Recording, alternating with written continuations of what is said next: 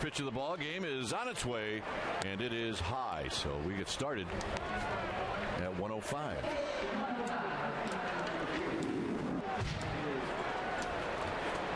Ryan hitting .257.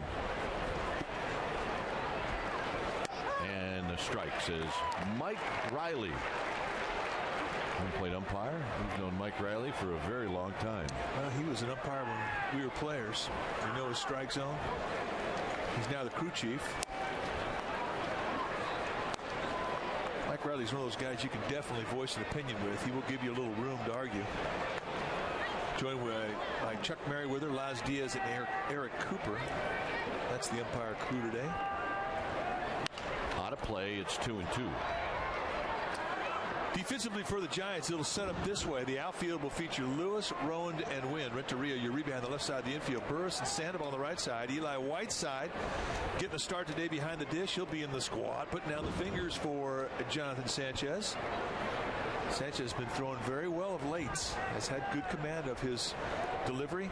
It's allowed him to control the strike zone. 3-2.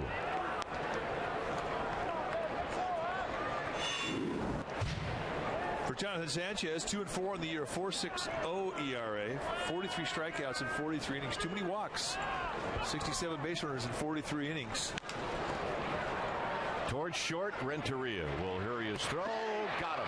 Nice play by Pablo Sandoval to dig it out. Now, Brendan Ryan not exactly enthusiastic about Chuck Merriweather's call. He thought he beat the play out. Ryan can go. But throw beat him. Grab some pine, meat, you're out. And indeed a nice play on the backhand from Pablo Sandoval. Here's Joe Thurston. Lefty against lefty, and Thurston on the first pitch loops one into center field, and Aaron Rowan will track it down. It's time to bring you up to speed with the AT&T Rapid Rewind. We're going to go back to last night's ball game where Albert Pujols went deep 2 times. This one against Barry Zito. Very impressive home run to straightaway center. And then Justin Miller hangs a breaking ball later on in the game. The 26th time in his brilliant career that he has had a multi-home run game. It's AT&T, the nation's fastest 3G network. AT&T, your world delivered. Pujols hitting .329. And he takes low. He had 2 home runs last night. He went 2 for 3. He walked a couple of times. And if you're going to face this guy, this is how you want to do it. To the back foot. 2 balls and no strikes. There's a Pujols fan. A lot of red in the stands again. And the Cardinal fans have definitely shown up in this series. They want to come see this guy right here, Albert Pujols. And you can't blame him. There's a bullet down the left field line. That's a fair ball. Pujols will have a 2-out double. Just, the first strike he gets, he just puts a great swing on, hits a rocket. Challenge situation, 2 outs, 2-0 count. Fastball right down the pike, and he just hammers it into left field. Just a classic swing. Tremendous combination of balance, speed, power. Well, maybe you're just happy he didn't hit it out of the park. Absolutely you are. You say to yourself, I have to make good location pitches. I cannot let him elevate on a bad pitch up. Ludwig hitting .263. He's had 1 hit in this series. Just off the DL. Swing and a miss. It's 0-2. Threw up all right by him. Nice 2-pitch combination. A little backdoor slider to start him off strike 1, then blow a fastball right through the zone. Overpowering, and it's the lazy arm action that Jonathan Sanchez has. Very deceiving fastball. Sanchez throwing to Eli Whiteside. And it's high. Kind of left that one up high. 1 ball and 2 strikes.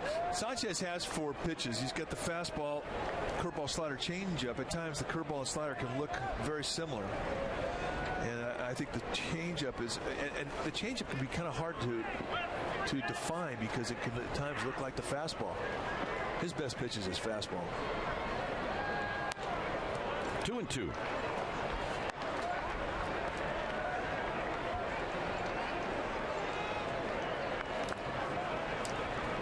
Giants won on Friday. Matt Cain picked up the win to up his record to 6-1. They won that ball game 4-2.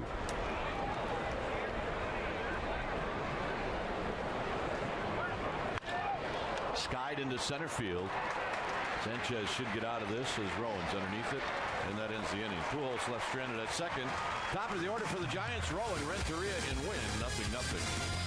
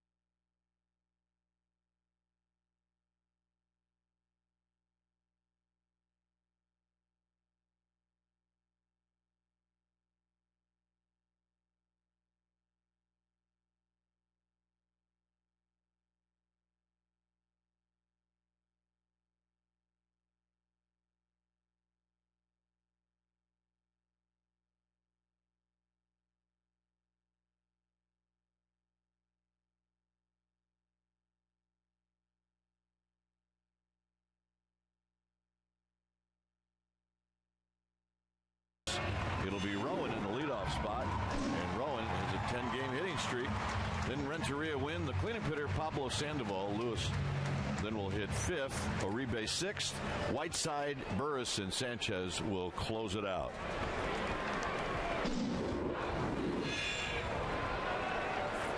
So here's Rowan. And Rowan looks at a strike.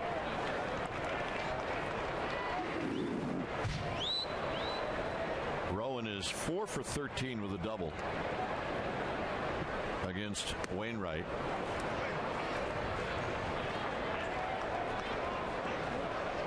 Rowan in the series is 2 for 8. 2 balls and 1 strike.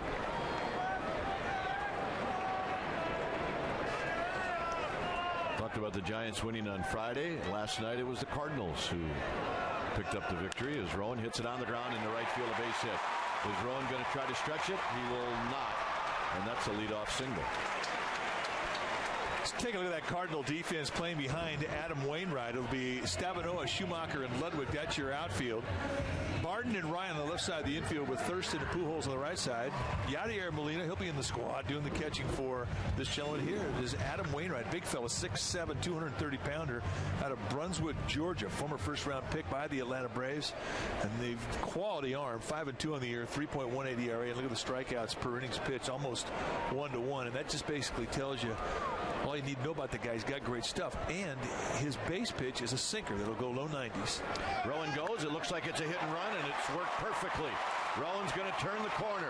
Here's the throw by Ludwig. It's cut off, and the Giants are in business. Runners at the corners with nobody out. What do you say we make that our forward quality drive of the game? The inside-out swing by Edgar Renteria, one of the best right field approaches in the game. A hit and run, a little sinker, goes down and in. He just takes it right to right field. And that is our forward quality drive of the game, and it sets up an inning here for the Giants. We're talking about Wainwright, a guy who's got a base sinker, low 90s, and that makes it special, but he's also got a strikeout curveball. See the reaction? He's digging it. Here's Randy Wynn. hitting .229. That's not right. Hitting .279 as that pitch is up high. 1 ball and no strikes. Wainwright, along with that sinker, has a curveball, slider, and a changeup. And we mentioned his curveball is his best strikeout pitch. So in this situation, he'll pitch for the ground ball early and the strikeout late.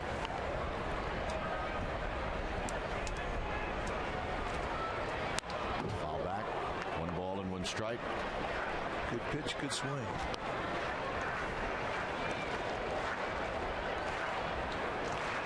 Randy Wynn hit 3rd on Friday night and went 1 for 3. Hit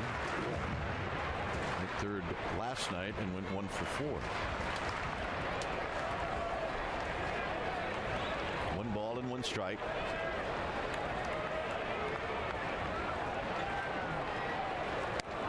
Down low.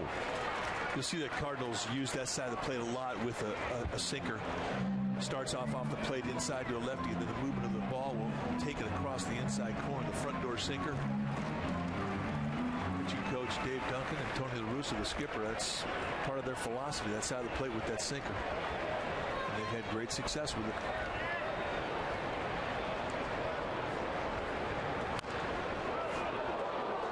You'll notice them too. They'll stay on that side of the plate with the slider like Wainwright just threw, and then they'll come right back in again with the sinker. So both locations, the inside corner, one going towards the left-handed hitter, the other one going away from the left-handed hitter. We saw it last night with Chris Carpenter. Here again you see Wainwright utilizing it. And Mike, that's a great shot of why Randy Wynn bounces so many balls. He swings at that pitch. And he always hits himself at some point in the game. And that's a hard pitch to hit. Well, he was at the bank the other day. I went in and he had his kids there with him. And I had shorts on, and his legs were so bruised and knotted and banged up. Just years of wearing out that front leg. And Randy Wynn just barely stays alive. That's a very good breaking ball from Wainwright.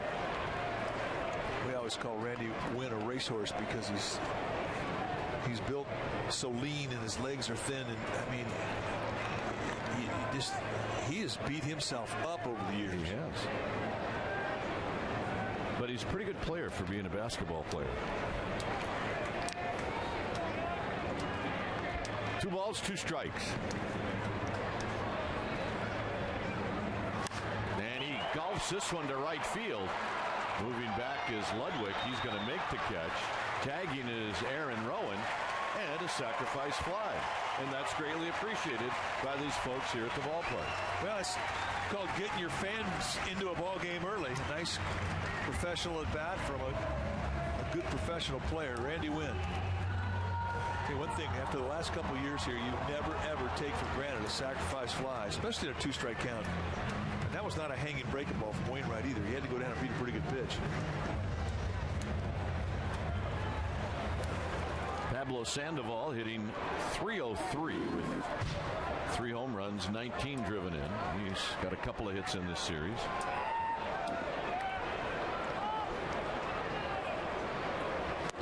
Low and in for a ball, 1-0.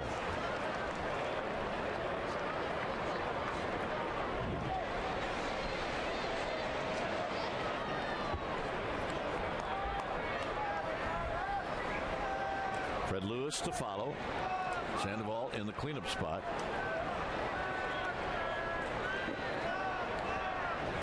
And he swings a little late and lifts this one high and foul down the left field line.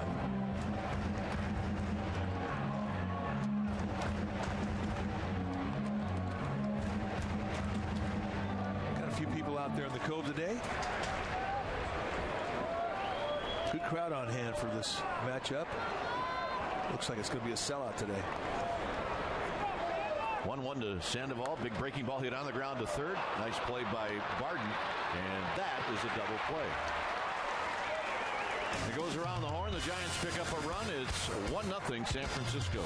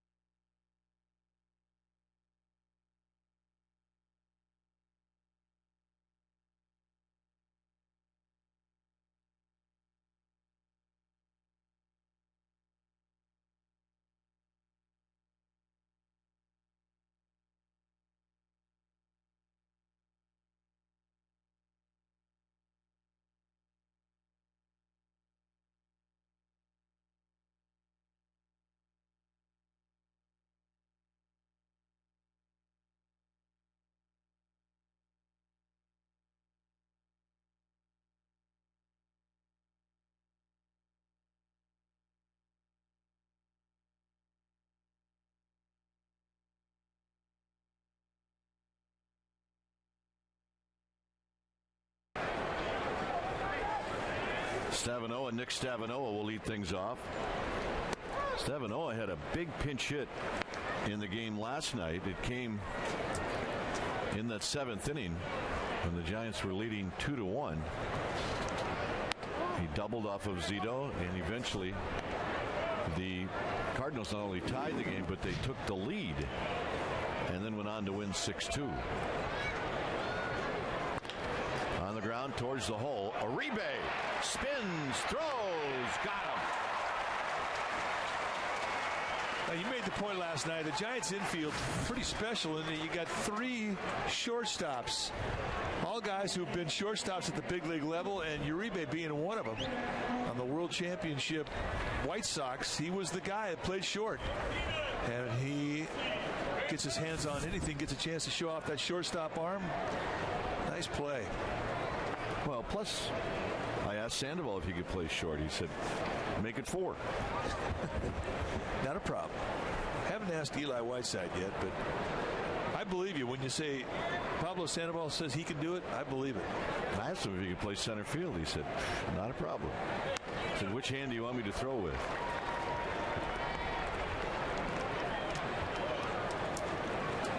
This is Yadier Molina.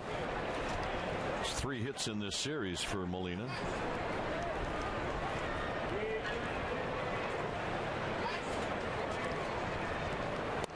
Just inside, 1 ball and 1 strike. Sanchez throwing to a fellow countryman, both Sanchez and Molina from Puerto Rico.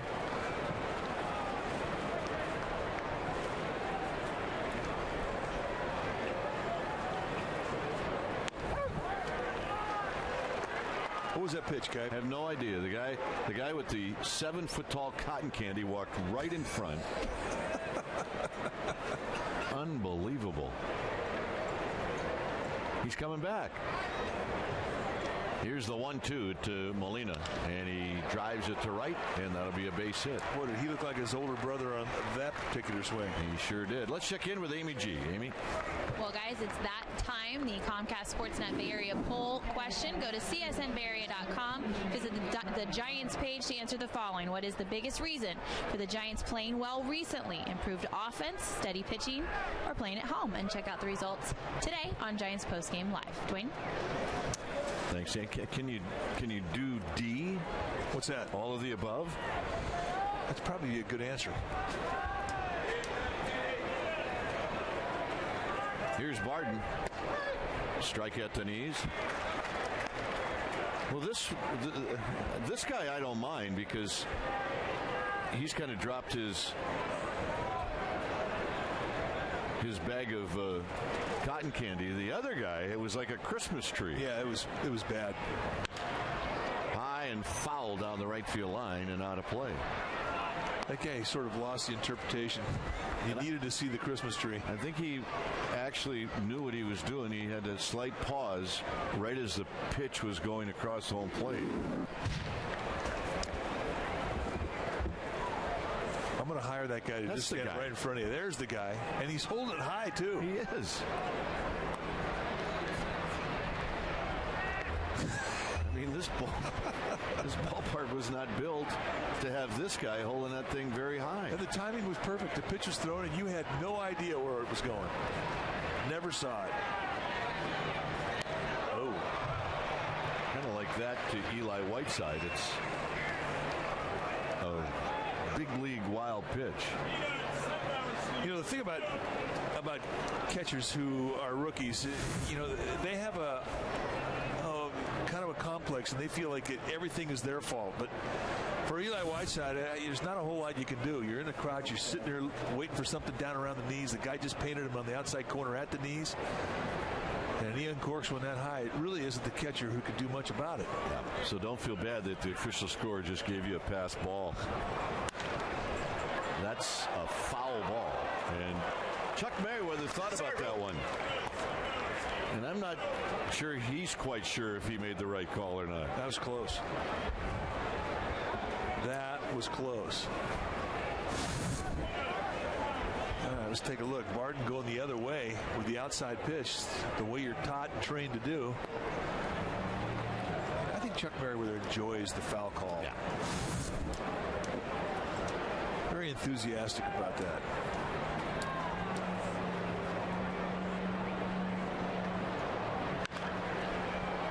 Randy Wynn over in that bullpen area, and it's going to drift out of play.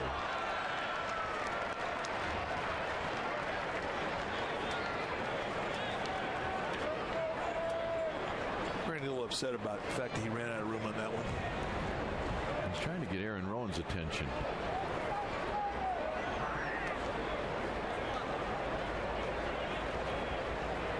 He wants Aaron Rowan to play over towards the gap so Randy can play more towards the line. Right. On the ground is short. Renteria took a peek. 2 down on the play. Molina moves over to third. Here's Adam Wainwright, who can hit a little bit. He's got 5 hits. He's got a home run. He's got a couple of runs driven in. So now is not the time to back off. Well, he can hit a lot. He's a career 270 hitter. He's got 4 big league home runs.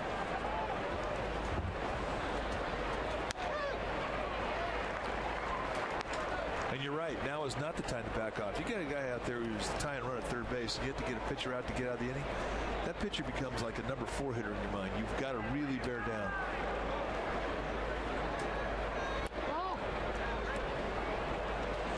There he is. Keep him down at that level. The 3-colored cotton candy. The 3-colored crazy glue. Look at these. It's like in a parade. I'm telling you. 4-colored cotton candy. The 2-1 to Wainwright. Swinging a foul back, 2-2.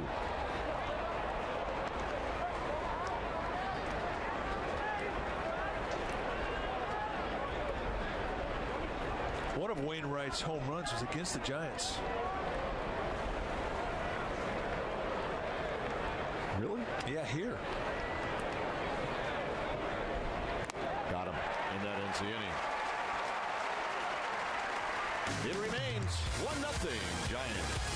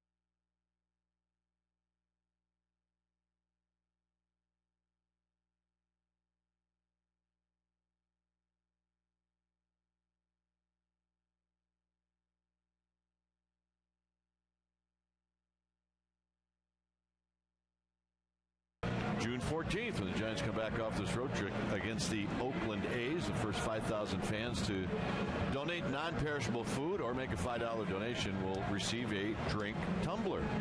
All donations will benefit the San Francisco Food Bank. The food bank provides 450 nonprofit organizations, soup kitchens, etc. in San Francisco. For tickets, visit fsgiants.com or call 877-4-SFG-TICKS. 1-0 Giants as Fred Lewis will bat first.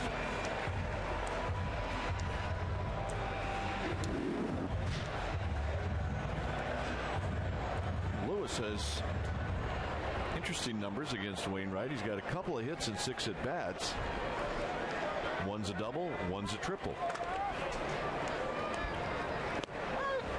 First pitch strike, and it's 0-1. Uribe and then Eli Whiteside were in the second.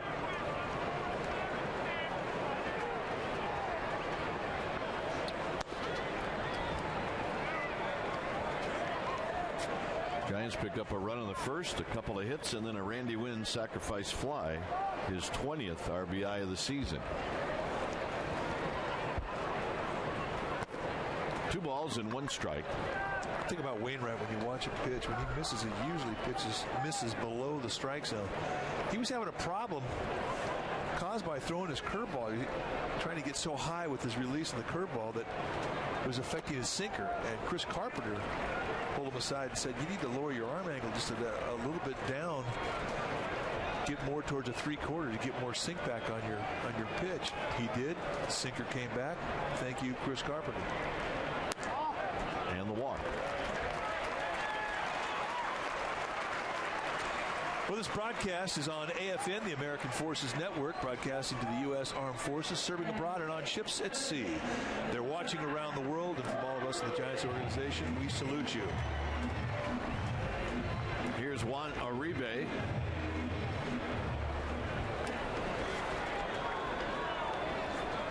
Uribe's average right at .299.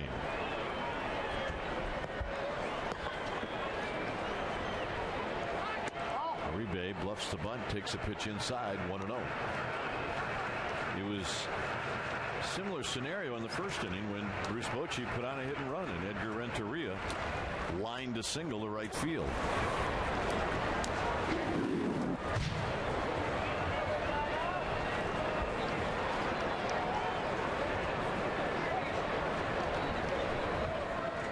Snap toss, and Lewis is back.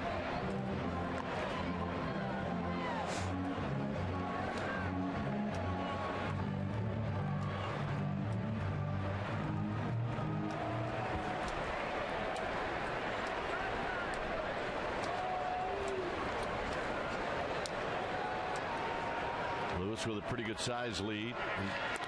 He's chased back by Adam Wainwright.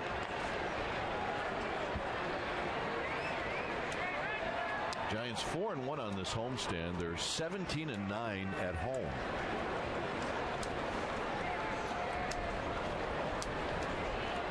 This will be their 8th game against the National League Central. Popped out of play to even the count. We'll flash back into last night's ball game. Juan Uribe going to Triples Alley. Splitting the gap in right, and an easy triple. Scoring Fred Lewis. Sliding for style points, and a pat in the back from Tim Flannery. He's got a great right field approach. Runner goes, hit and run, up the middle, and right there is Thurston. And look at this double play. Unbelievable. So Thurston pulls off the double play of the month. Well, that was pretty spectacular. And you can see once you start a runner, Thurston moving towards the bag, as his assignment was to cover the bag, and that took him right into the field to the ground ball. Had the runner not been going, it would have had at least a base hit, maybe a first and third. But while he's on the ground, he relays the throw to Pujols, and you're right, that's a spectacular play. Here's Eli Whiteside. Whiteside pops it up. It'll be Schumacher coming in from center, and that'll end the inning. Through 2 innings here at AT&T Park, it's 1-0 Giants.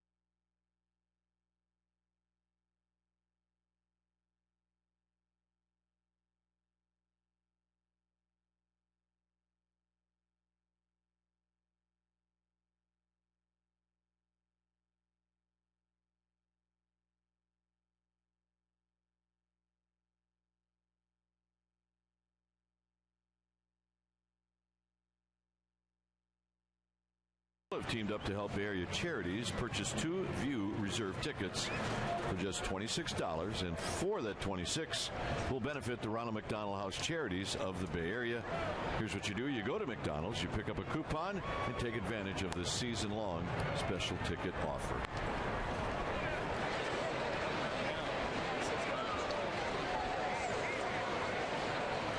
Happy gang here at the yard. The 1-0 pitch to Schumacher is hit slowly to Sandoval.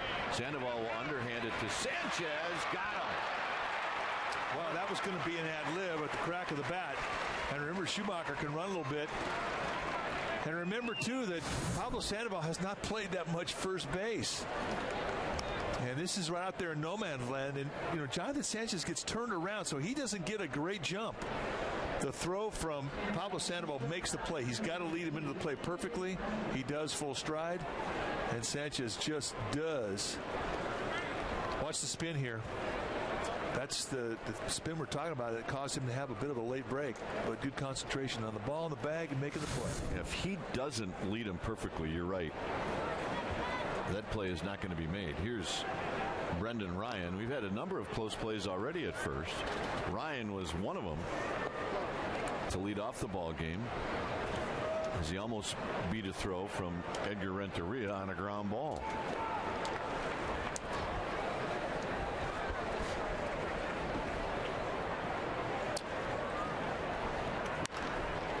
That's hit foul.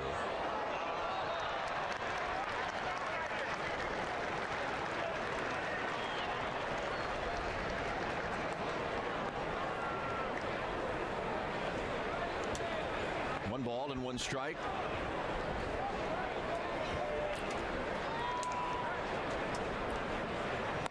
Down low, 2-1.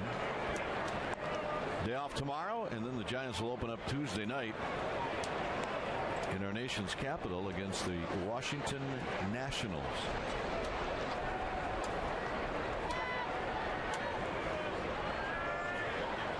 The 2-1 pitch. Down the right field line, another long run for Randy Wynn, and he's going to just come up short.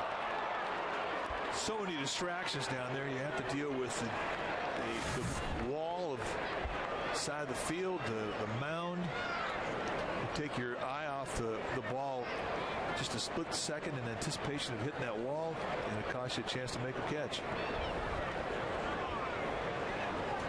So it's 2-2. So Brendan Ryan getting another hack here.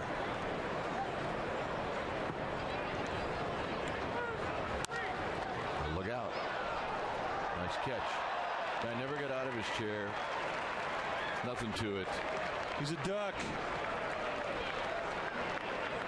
He just sat in his chair, threw his glove up. Had him played perfectly. Lit the whole row up, though. Nice play. Meat.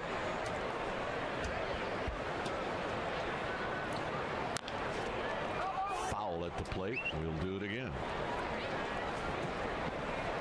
Lincecum on Tuesday, Randy Johnson on Wednesday, and Matt Cain on Thursday.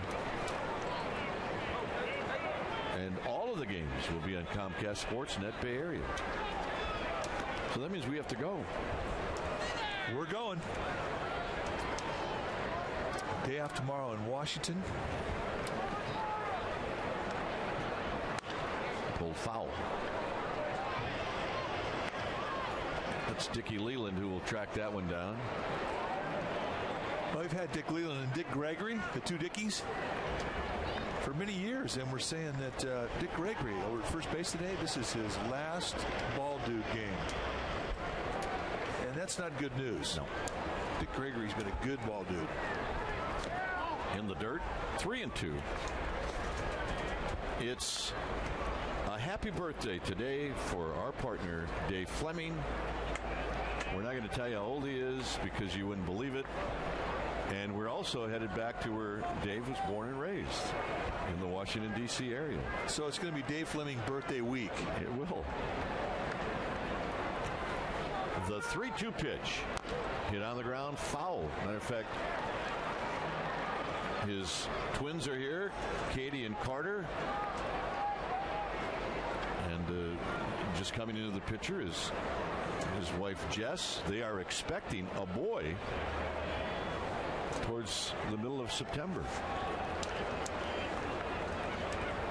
Another 3-2 pitch to Ryan. And he hits a bolt over Renteria.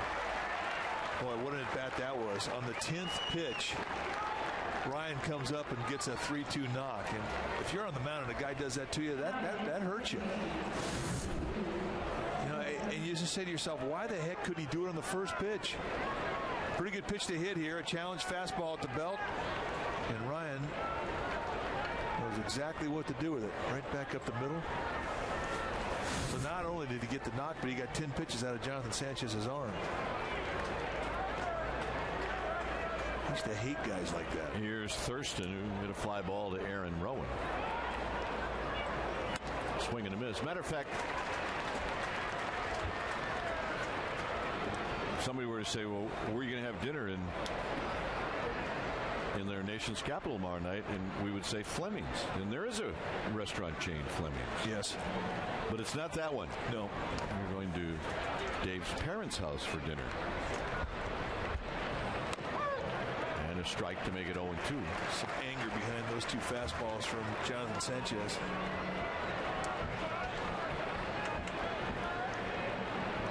Pretty good restaurant, too, I might add. Very good. Looking forward to it.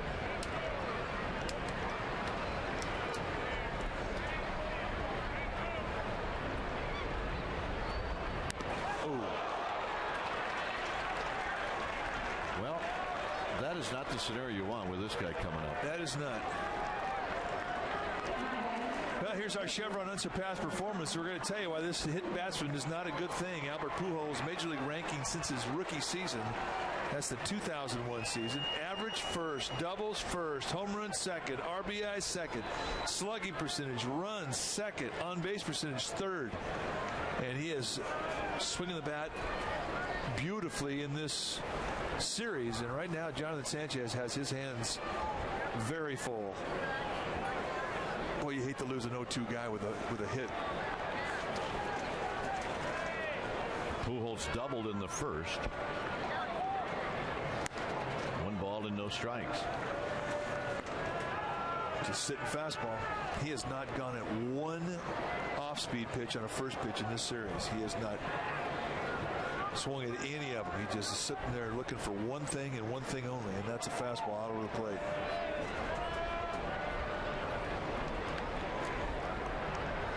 Two and 0.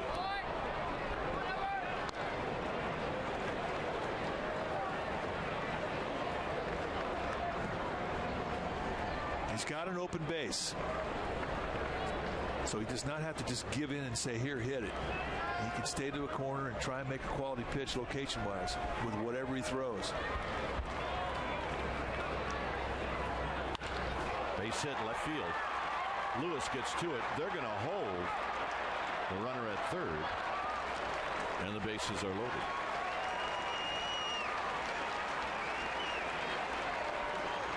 Well, it couldn't have worked out any better for the Giants. Just like a walk. Well, you're right.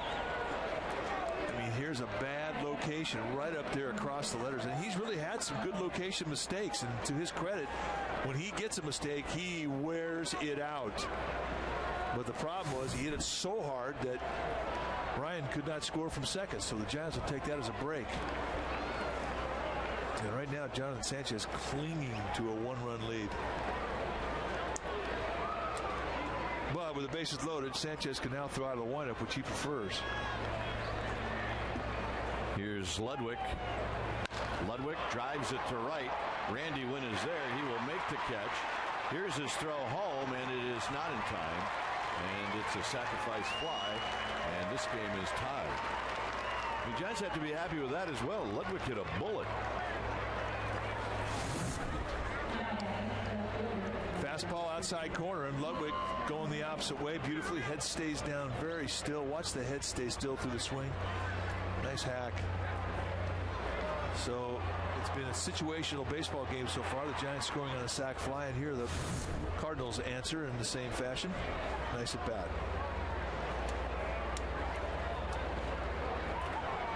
Stavanoa takes one low. He bounced out to third baseman Juan Uribe in the second.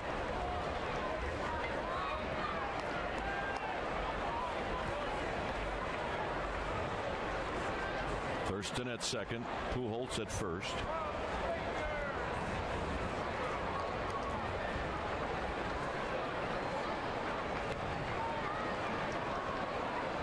And now Sanchez steps off.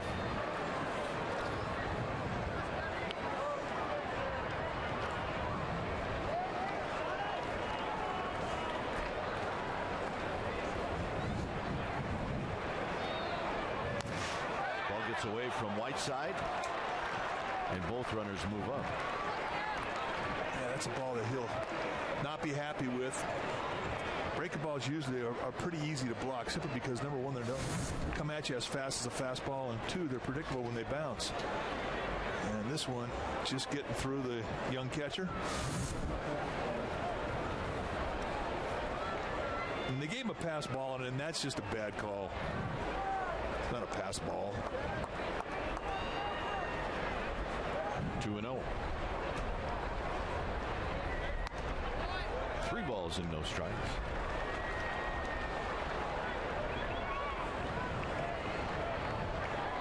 There's Molina to follow. Mike was right. Changed to a wild pitch. I'm wearing out erasers here. There's a walk to Stabenoa. I can't imagine Jonathan Sanchez was trying to do that.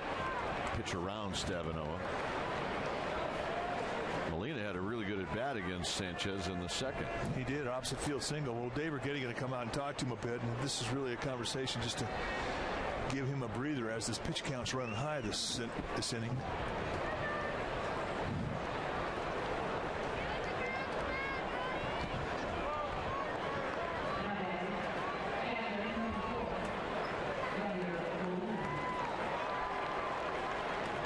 Six pitches, and 23 of those pitches have come in this inning.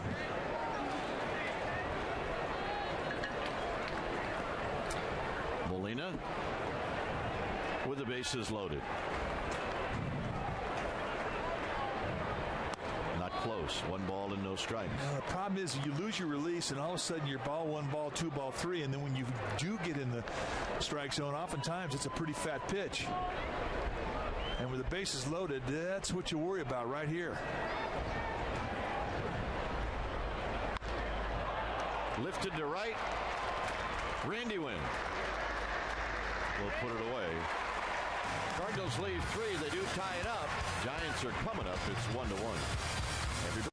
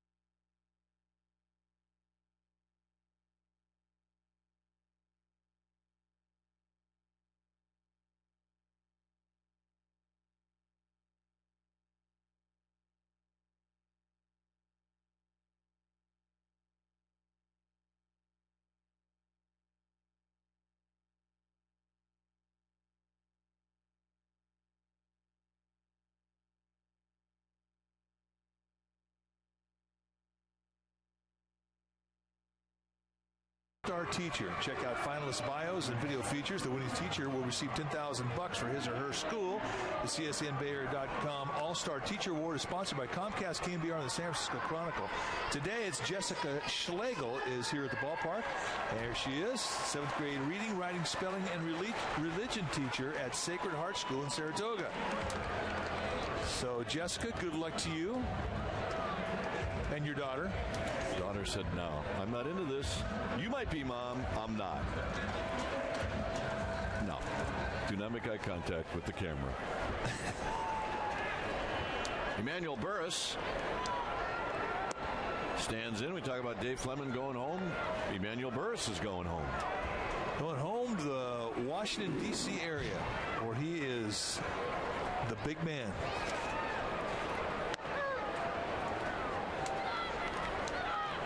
One ball and one strike.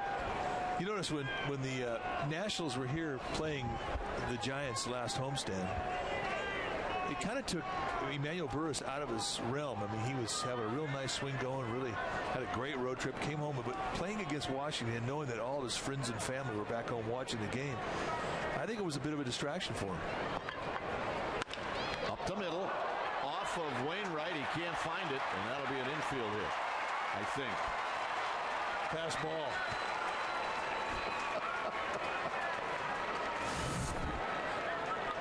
Comebacker. Wainwright really has got pretty good balance when he finishes up for a guy 6'7". But when the ball spit left and he looked right, it was all she wrote for a guy with speed like Burris.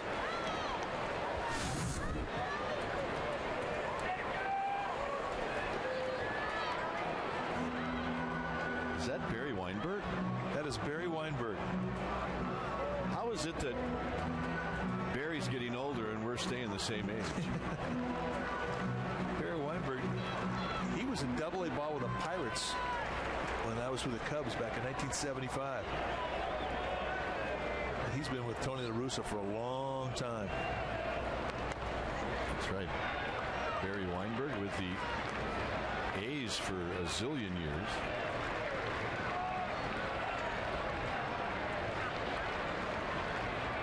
Barry on the right. Sanchez with a good bunt. And he did it on the first pitch.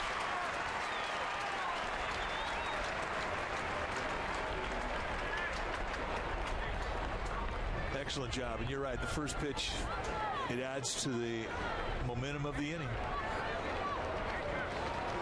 And right now you want this guy getting in the batter's box. Aaron Rowan has been hot. Rowan singled in the first, hit it down the first baseline.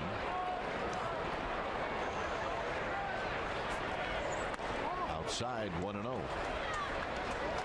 By the way, also a nice story in the paper today about Mickey Morabito, the longtime traveling secretary of the Oakland A's.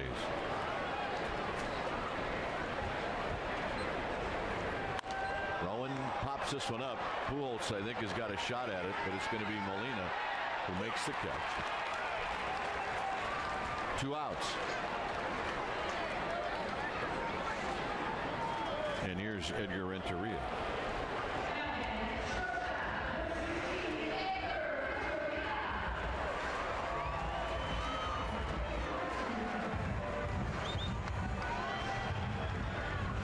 Renteria singled in the first.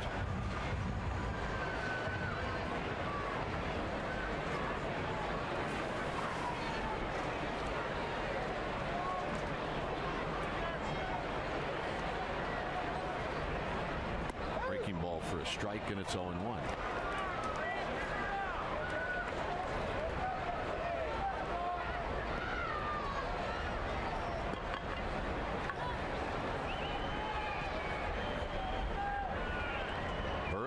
At first with, or check that at second with 2 outs.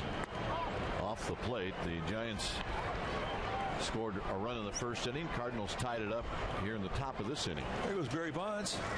Haven't seen him in a while. He always has a unique way of coming to the ballpark and leaving the ballpark. On a play, 1-2. Matter of fact, if Barry Bonds was still a part of this team, a player, and he saw that, that might give him an idea. Yeah, it would definitely give him an idea. He would have a speedboat contract by the weekend.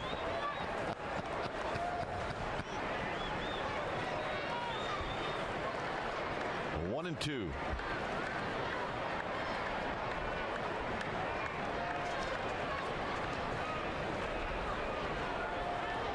This is the at-bat that we've really grown to appreciate, watching Edgar Renteria run at second base or any kind of runner in scoring position at bat. I mean, he just gets tougher, especially with 2 strikes.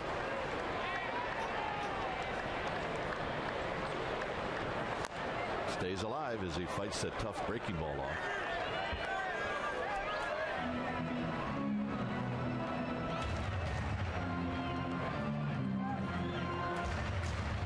Beautiful day, sellout crowd. We're assuming it's a sellout. It's pretty packed. Sellout. You spoke to half of them today. I did. 7,000 here for Little League Day today. Boy, Wainwright was walking off the field. He thought he had strike 3 in that inside corner. Really a good crowd today here for Little League Day. It was Travis Ishikawa, Tim Flannery, and Tim Lincecum who came in and did a question and answer. 2-2 to Renteria. And Renteria fights another one. It's great to see the response when Tim Lincecum comes walking up in the he was standing on top of the Cardinals dugout facing the stands for 7,000 of these little guys right here. And boy, you talk about a buzz. Yep. Well, they're about his size. They're about his size, and they like that about him. And they really wanted to know about his career as a little leaguer, and was he the smallest guy on the team, and what's it like being the smallest guy? I mean, that was a big thing for him. There's the question and answer today. They were held spellbound by Tim Flannery and Travis Ishikawa. Both did a great job. And Lincecum talking about his mechanics. Just a fantastic day. 3-2 pitch. And he walked him. How about that at bat? Renteria's going, that one wore me out. Well, if it wore out the guy in the batter's box, how do you think the guy on the mound felt? Kind of like that 10-pitch at bat that Brendan Ryan singled on to beat Sanchez with in the top of the 3rd. This an 8-pitch walk.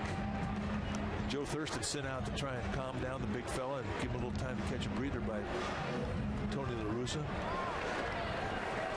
Randy Wynn, a sacrifice fly in the 1st.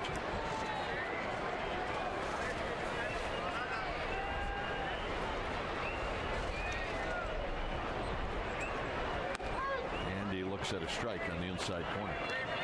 You know, it's funny. You know, the Dodgers are an organization like the Atlanta Braves that like to pitch away. But the Cardinals are an organization, they like that pitch on the inside corner, especially the guys that have sinker movement.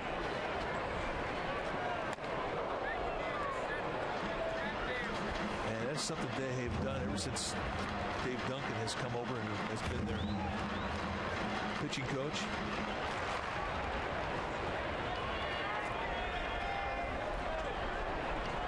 One ball and 1 strike. Burris at second, Renteria at first. And Randy Wynn hits one to right. Ludwig will have some top spin, puts it away. 2 left stranding, it stays 1-1.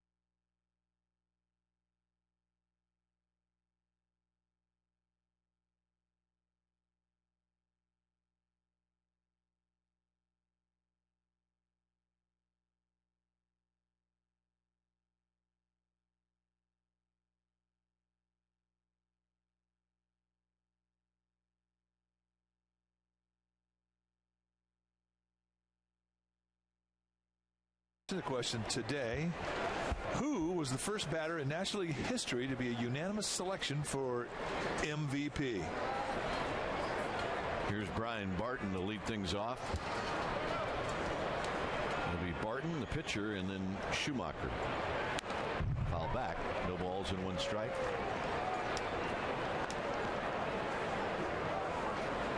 Seven hits in the ball game. A 1-1 tie.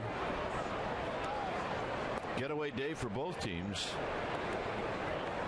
The Cardinals go home to open up a 4-game series tomorrow night. And they'll be taking on the Cincinnati Reds. Down low to even the count.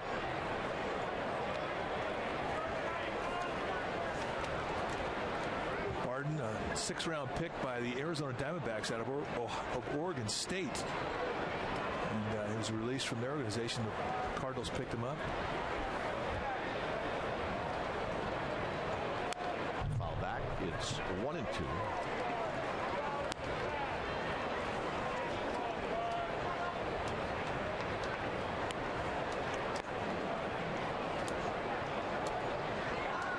Yep, give him the wave, Ken. There they are. 1-2 to Barton. And he went around. Out in the Cove today, one of our old friends in the green hat, Alex Bush. Alex's dad, Corey, was our boss with the Giants over at Candlestick many moons ago. Well, Alex also used to be a bat girl here, and she was the one that greeted Barry Bonds when he hit his 500th. It's Burris out, and Burris in front of Randy Wynn. 2 outs. There's Pip Roberts on your left, Scott Reese on your right. They are acting like they're preparing for the post-game live. They're reading Playboy magazine. Well, I know Bip is. Scott, I haven't found that out about him yet. There's a strike to Schumacher. No, Bip, that's automatic. I was just kidding. You made it sound convincing. 1 ball and 1 strike. You can always tell a guy that's spent a lot of time in a big league clubhouse. You know? Hit up the middle. Burris gets rid of it quickly. Got him. Nice play, Emmanuel Burris. As John Miller would say, here come the Giants. Sandoval will lead things off.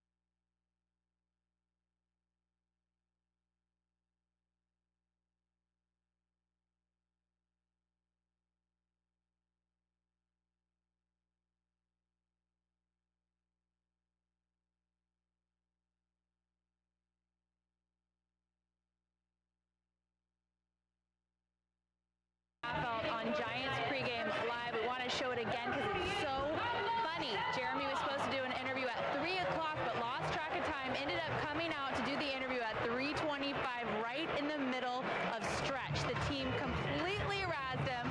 I talked to Jeremy after the game last night. He said he's going to get fined heavily in kangaroo court, and the biggest offender, Brian Wilson. Guys. Oh my, that's awesome. Here's Sandoval. Sandoval hit into a double play, and the first pitch he fouls it down the left field line and out of play. Affeld's a good dude. He can take it. Well, you can tell he's been around a clubhouse for a while. You have to learn how to take it.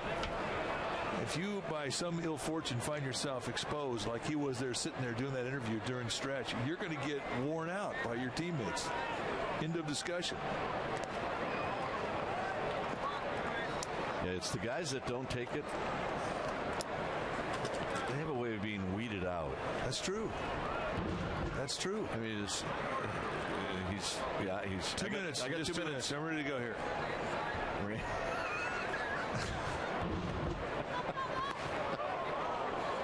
1 and 2. The guy swinging and missing right now is one of the guys in the background, like right there. He's like.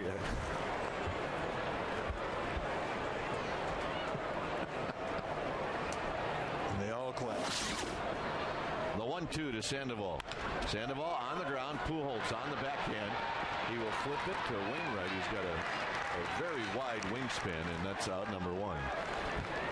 Nice play. Well, right now we're going to ask and answer our Aflac trivia question. And the question today, who was the first batter in National League history to be a unanimous selection for most valuable player? Our survey said Orlando Cepeda, 1967, the baby bull. 325 average, 25 big flies, and 111 RBIs in that great Cardinal team. Here's Lewis, who drew a walk in the second. First pitch changeup, just missing a tad low.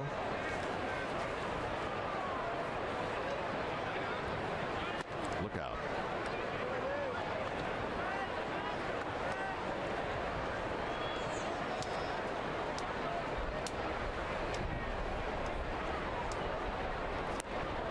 And Lewis comes up empty. 2 balls and 1 strike. Freddie Lewis hitting .268. Changeup's a good one, boy. He sets that up with nice arm speed. Very deceptive. Foul back. Location and movement. That's the thing you strive to maintain. And most pitchers will tell you they'll sacrifice velocity to have command of movement.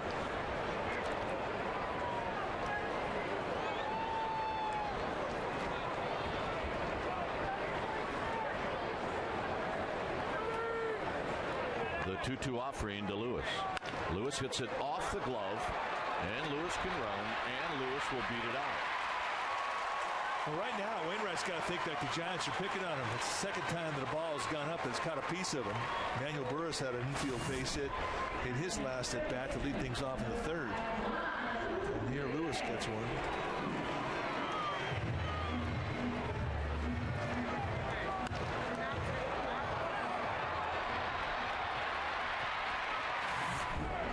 .4.2 speed for Fred Lewis.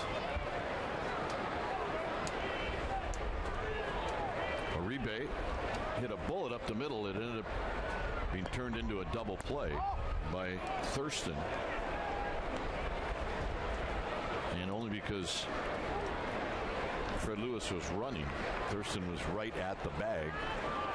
And that's where Uribe hit it. Yadier Molina, very difficult to steal off of. 2-0. It's getting pretty dark here at the ballpark. It is. I know they're expecting rain this week. I don't believe they're expecting any today. As we say that, there's drops of moisture on the lens. Well, that's not good if it's not raining. Hey. We're back at Shea Stadium. There's a strike. 2 balls and 1 strike. Shea Stadium, we used to sit in the old broadcast booth, and water from the walls would sort of seep down on us from the ceiling. And it was never clear water. Yeah, and it was never raining. 2 balls and 1 strike. Very gnarly. Lewis gets back. You would think that with Lewis's speed and Wainwright's inability to really unload quickly, his unload times are right around 131, 134, which is slow, that you would see Lewis go, but you can't always say that when you have a catcher who throws as well as Molina. And a base hit to left field for Uribe. He's hit the ball hard twice now. Off of Wainwright. And Eli Whiteside is coming up. Starting to get a swing now. The more time that he's played, the more consistent playing time has enabled him to get a good idea of the strike zone. And like any other hitter, when he stays in the strike zone and gets good pitches to hit, he's a good hitter.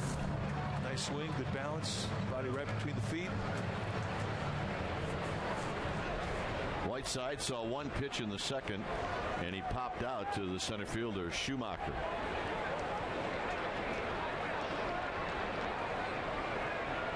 Breaking ball is in there, and it's 0-1. Now, Chris Carpenter does the same thing with his curveball that Wainwright does. They don't really try and finish you off with that pitch, but they like to start you off with that pitch. A lot of guys get in that batter's box, and they don't look for a big, slow curveball on a first pitch. They look for a hard fastball or a sinker or whatever he's got that he figures is number 1, and they'll steal a strike with that big curveball. And Whiteside had that one timed perfectly. He did. And he's got some pop, too. Eli Whiteside could put on a show in batting practice. And he was not fooled by that last hook.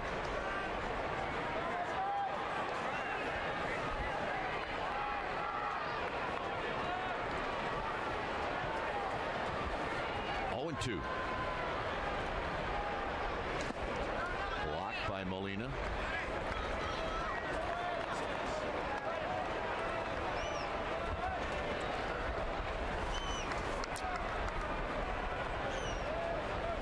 Some new baseballs for Mike Riley, the home plate umpire.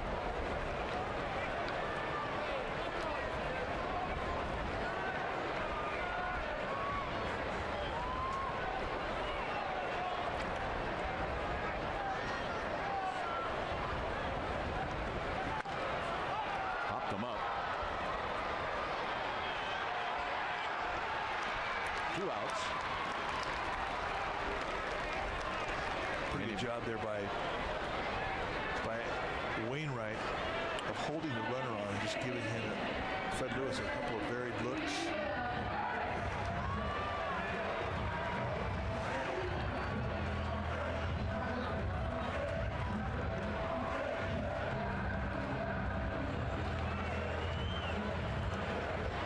Burris singled off of Wainwright in the 3rd inning.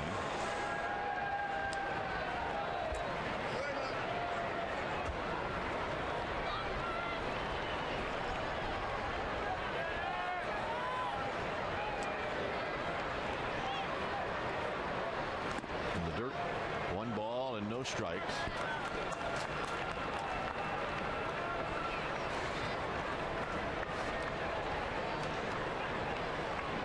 Well, with an open base here and a pitcher on deck, you have to ask yourself why Cardinals are choosing to pitch to Emmanuel Burris. Now, the reward, if they can get this out, is that they get to start next inning off with the pitcher leading off. 1 ball and 1 strike. But I really think that you're rolling the dice here. And it's a bit of a gamble for Tony La Russa. Well, wasn't it just Friday night? Similar scenario. Burris picked up a 2-out base hit with the pitcher on deck. 2-1. Well, here was that at bat you're talking about, Kite. And it was a big swing of the bat, a ground ball, C&I ground ball that scored Fred Lewis. It would be a 2-run inning. Giants would win that ball game. That was a big at bat. Called strike 2-2.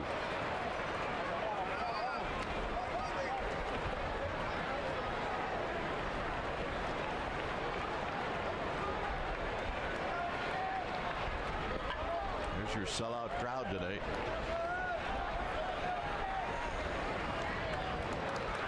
Lewis at second, Uribe at first in a tie ball game. And he got him on the big breaking ball to end the inning. Fifth inning coming up. It's 1-1.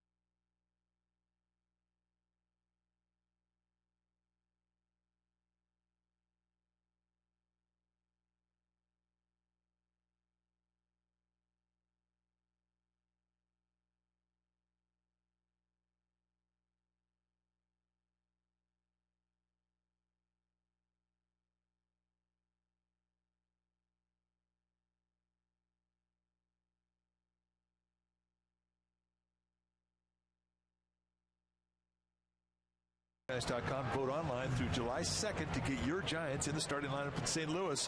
When voting online, select Giants as your favorite team and become eligible to win the luxury suite for a Giants home game. Visit sfgiants.com and you can vote up to 25 times every day.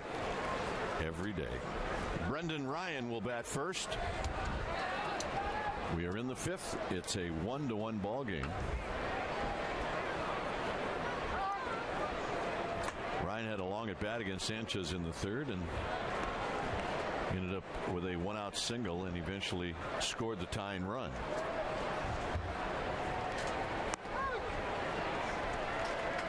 Thurston to follow, and then Pujols.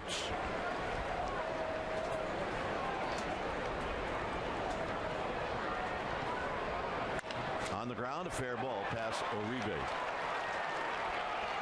And that'll be a leadoff double.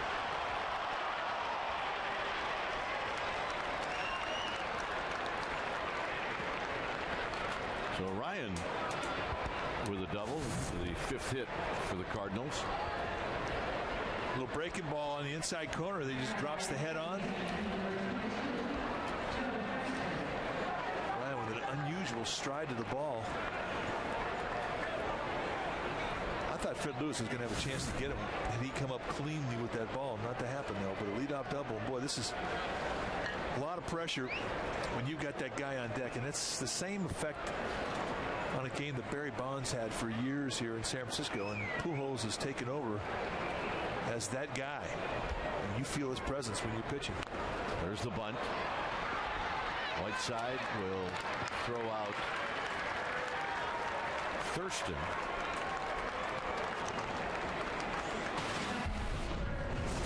These are both the at-bats for Albert Pujols. Well, I mean, that one was not really a hanger. It was a bullet, and he had count leverage. Jonathan Sanchez fell behind 2-0, but in the third inning, it was just a mistake to location. Pitched right up there at the letters, and one of the better mistake hitters in the game, Albert Pujols, jumped all over it. Avoid.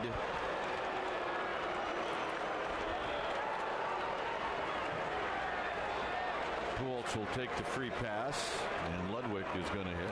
I was a little surprised to see Tony La Russa give up an out there with Joe Thurston to move the runner to third base when it was almost assuredly that Bruce Bochy was going to walk Albert Pujols. Now, he would have walked him had there been a run at second base, and he would have come up with nobody out anyway. But, I mean, giving up an out have done that with Thurston. But hey, Tony La Russa is going to the Hall of Fame someday as a manager. I'm not. It's hard to argue with him. It's hard to argue with his success. Ludwig has flied out twice. The last time was a sacrifice fly as Metters hits down to the pin. Giants will play the infield at double play depth with Ludwig at the plate. Sanchez really not a ground ball guy. I mean, that doesn't mean that he can't get a ground ball. Well, if he gets a ground ball, though, it's almost like, it's a mistake. Sometimes pitchers are that way. I think he prefers to throw the strikeout mode, and he's in a strikeout mode right now, runner third, less than 2 outs.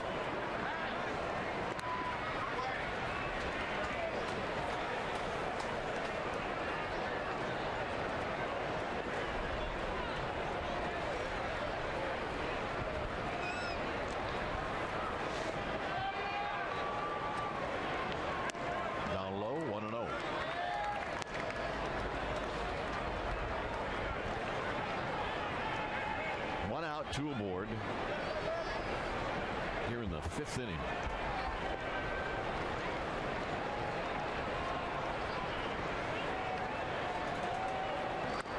There's a strike. Good pitch from Sanchez to even the count. Not giving in to the fastball. The fastball counts.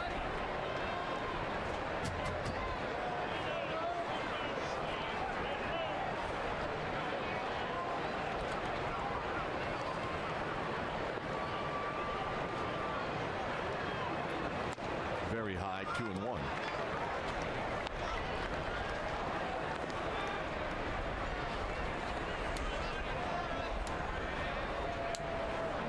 Two walks, 2 strikeouts for Sanchez.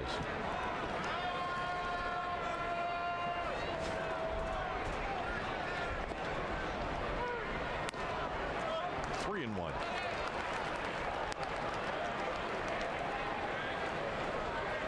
Stevanoa is on deck. Metters is getting loose like he's going to be in soon.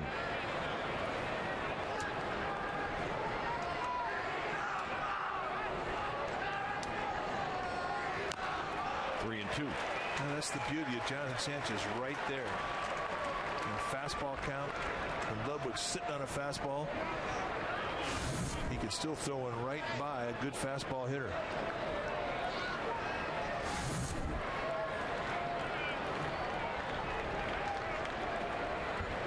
Three and 2.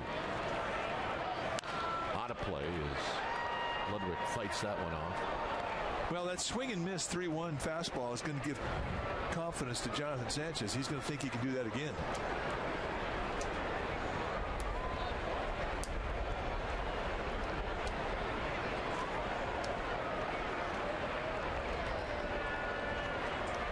Another 3-2 pitch. And he walked him.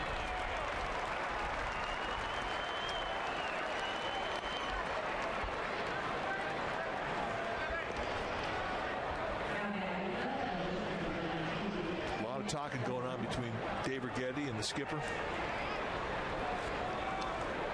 And the decision is that he's going to leave Sanchez in.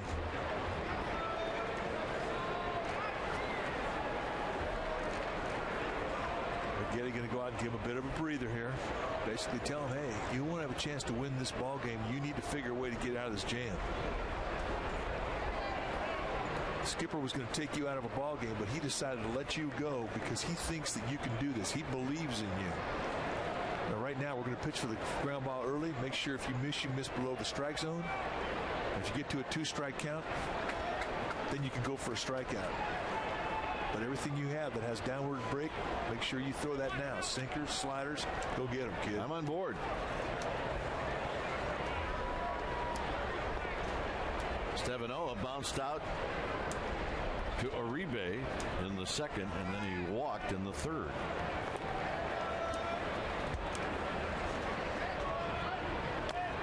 One ball and no strikes. This becomes a very big pitch right here. Only that Stevanoa's got count leverage, and he's got some pop, and he's going to look for one thing, and he's going to look for one zone. That's what a 1-0 count means to a hitter. He is in the driver's seat.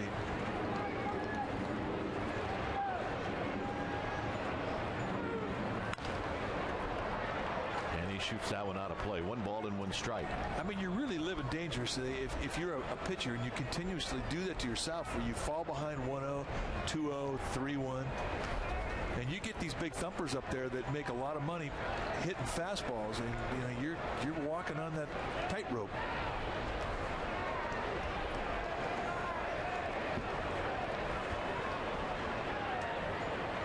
Now 1-1 count. He's got a pitch here to throw it to a location of his choice. Pick a corner, pitch to the knee-high location, and try and throw right through it.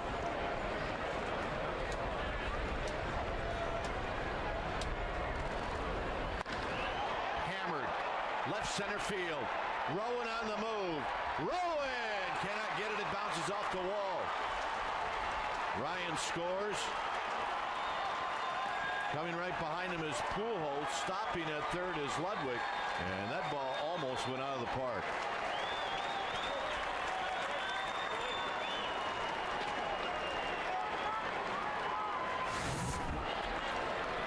They sit up in the inside corner, and this is another location mistake up belt high, and it is just hammered. And I guess the only thing you can say that's good about it is that it didn't go out of the ballpark.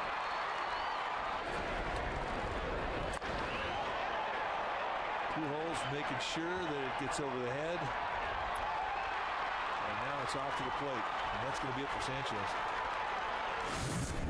When it's time for a change, think Speedy Oil Change and Tune-Up, your oil change tune-up and smog experts. 3-1 Cardinals.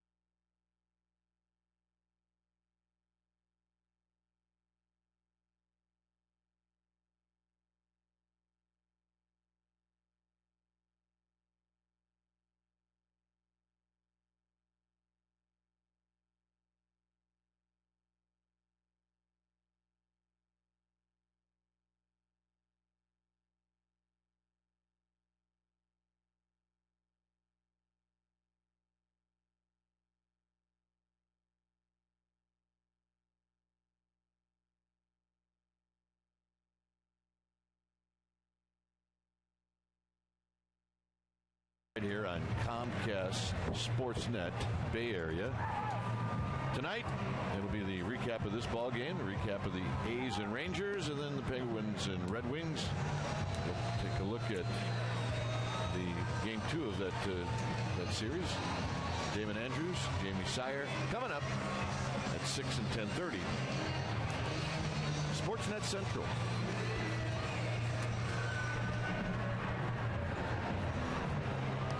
Aurelia now at third. Brandon Metters, for the 22nd time, takes the ball from Bruce Bochy, and he inherits a one-out runners at second and third situation. He has done well. A very solid first half.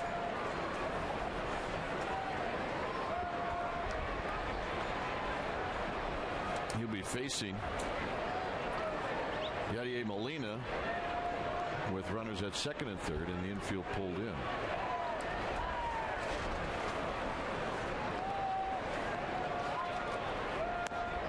And it'll be Molina taking the walk. This is when a catcher or a pitcher hitting in the 8 spot can kind of help you. Molina's had good at bats. You walk him to set up the force. Brandon Metters, who's got a sinker and a couple pitches he can get ground balls with, is going to go after Brian Barton. If he can get him out without any damage, then he's faced with a 2-out scenario to pitch against the pitcher.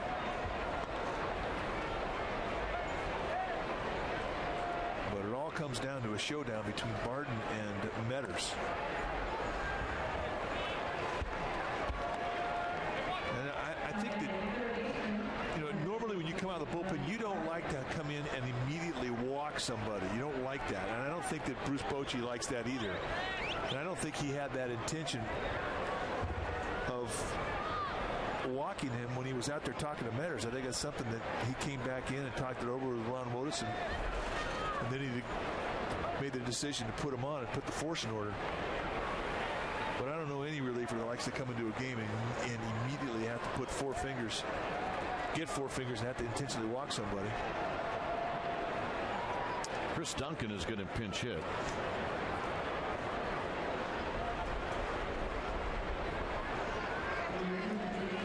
So Duncan, a left-handed hitter.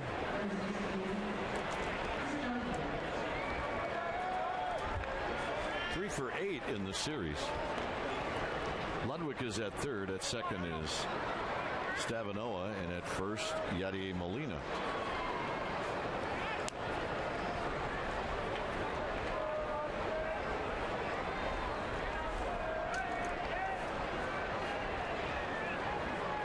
Two runs in here in the fifth. Up high, 1-0.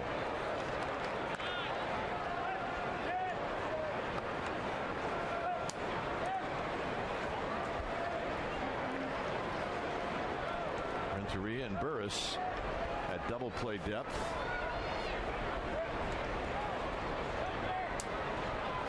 And that's line foul into the seats down the left field line. A ball and a strike.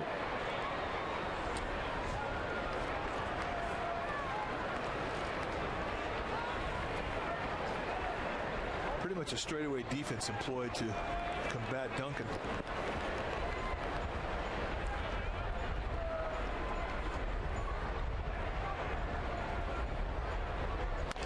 Out of play again, 1-2. Two fastballs, and both times Duncan's been late on him. I can't believe that he'd be up there looking for anything else until he gets to a 2-strike count, but for a fastball. So for him to be late on a couple gives you an idea that Metters got a pretty good fastball going.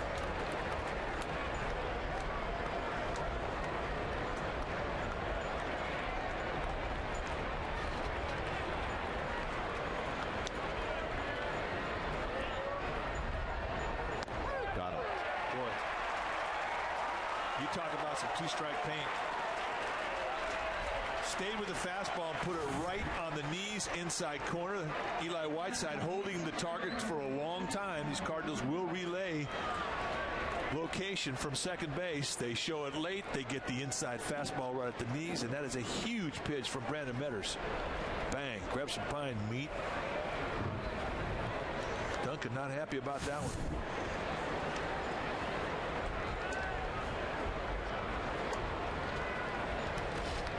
Wainwright fouls it over the Cardinal dugout. Pretty good swing. As you mentioned, Wainwright, a 270 lifetime hitter with 4 lifetime big flies. Hit 167. He's in a slump.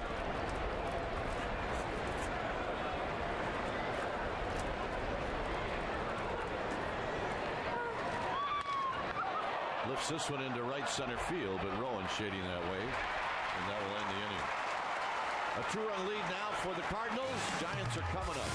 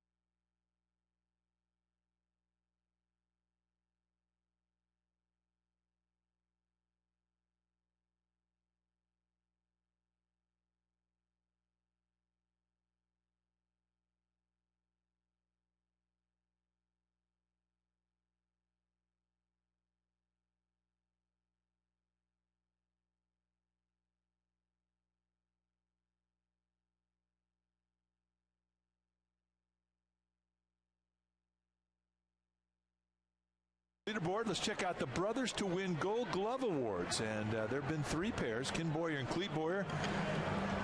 Ken Boyer, MVP with the Cardinals. He won 5, Cleet 1. Roberto Alomar, 10. Sandy Alomar, 1. And the Molina brothers, Benji and Yadier.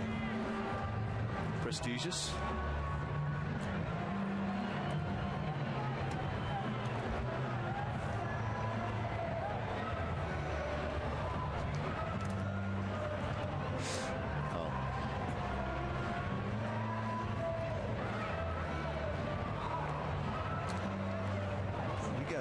Checking lineup cards right now.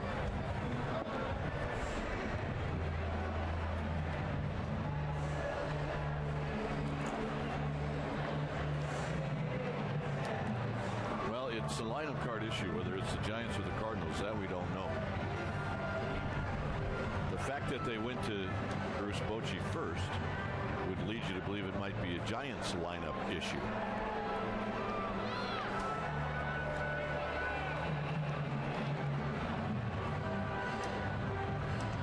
Riley is the crew chief.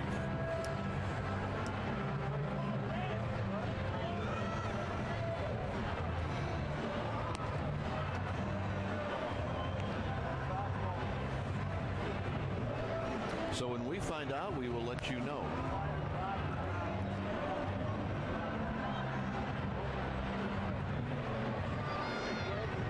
They're making Wainwright wait, so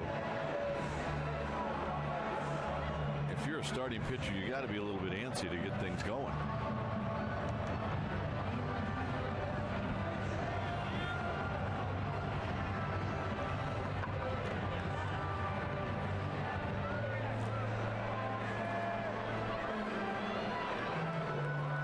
Tony wants to get involved in this really bad. He said, I'm being left out of the mix and I don't like it.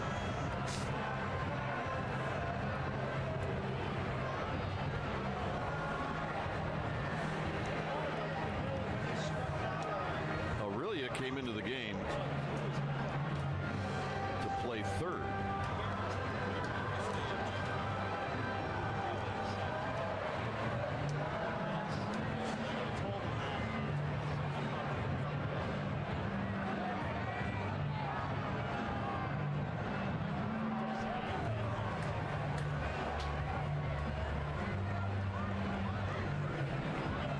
Well, Tony doesn't look mad, so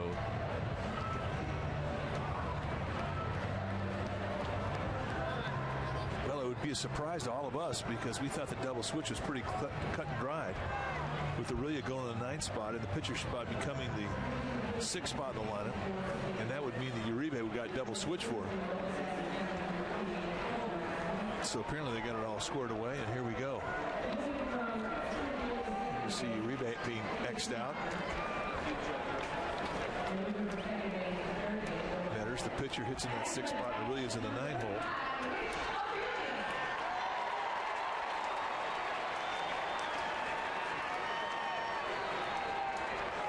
Here's Aurelia. Aurelia hits it sharply on the ground. Schumacher knocks it down. Too late.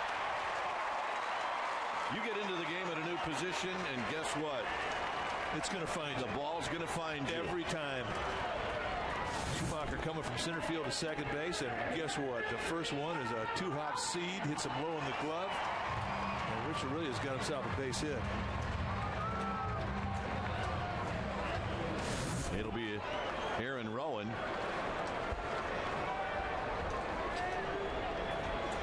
Rowan is 1 for 2.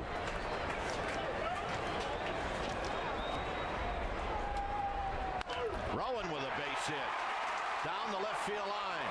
Aurelia is going to head for third. Rowan's into second base with a double. Stay high. Bang, bang. 2 pitches, and the Giants have action. And you're right. Aaron Rowan is red hot. And the ball coming off his bat is loud. Set up on the outside corner. This one comes back on the knee-high location middle in, and he just drops the head on it. But he has definitely got control of his swing right now. Renteria has been on base twice, a single and a walk.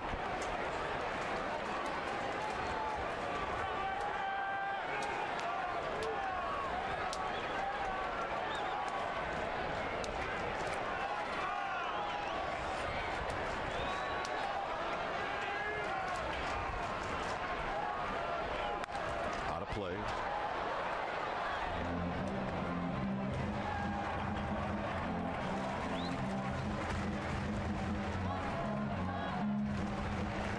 A single, a walk. The Cardinals are playing the infield back. They'll give up a run to get an out. They're just trying to stay out of the big inning.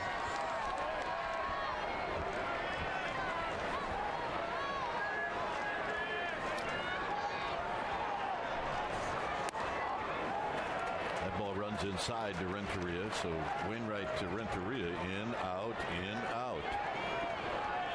Colby Rasmus is in center field. Schumacher went to second base. Thurston moved from second to third. On the ground, Aurelia is coming in. It's a 3-2 game. An RBI for Edgar Renteria. Oh, nice at bat. I mean, if they sink the middle infielders back, I mean, they're going to concede a run. A ground ball up the middle scores them.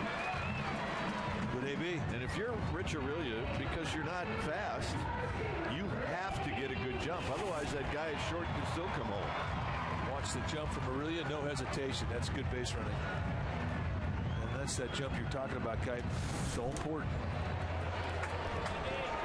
Nothing more deflating than getting that ground ball and still having the guy throw you out.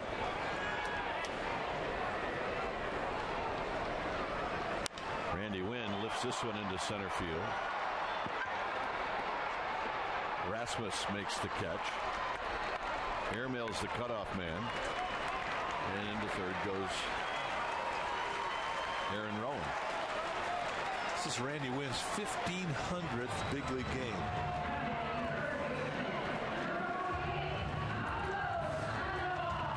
Sounds like a lot, doesn't it? It does.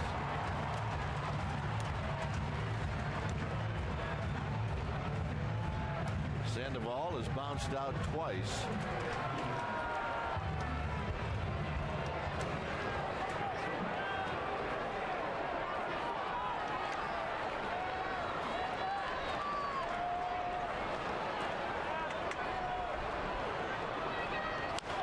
Bounces this one foul.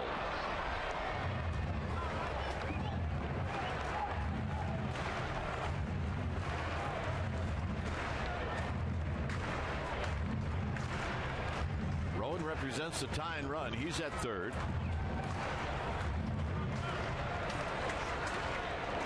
Wainwright with 70 pitches here in the fifth inning.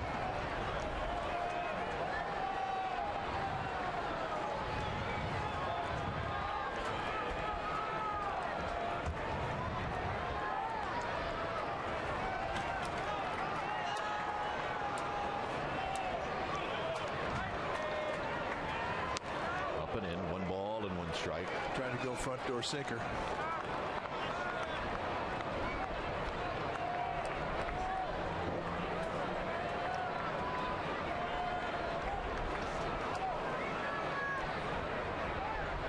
Outside, 2-1. Yeah, he's got open bags, and he's trying to take advantage of an aggressive hitter, just flopping some stuff up there. But so far, Sandoval has not bit.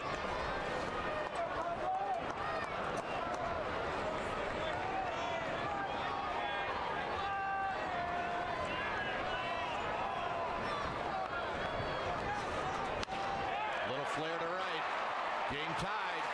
Sandoval comes through.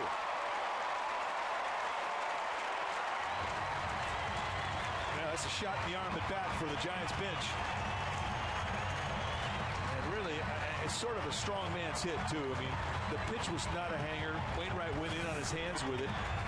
They set up in the inside corner. And really not close to the sweet spot. The ball up the bat, but I mean, it just gives you an idea how strong he is fighting that pitch off. And the reaction, Kung Fu Panda's digging that one. Here's Lewis. Lewis with a mighty swing and a foul back. That's the kind of swing you like Fred Lewis to take. Absolutely. Man, first pitch, look for a fastball, get one up. Try and hit that thing in the water.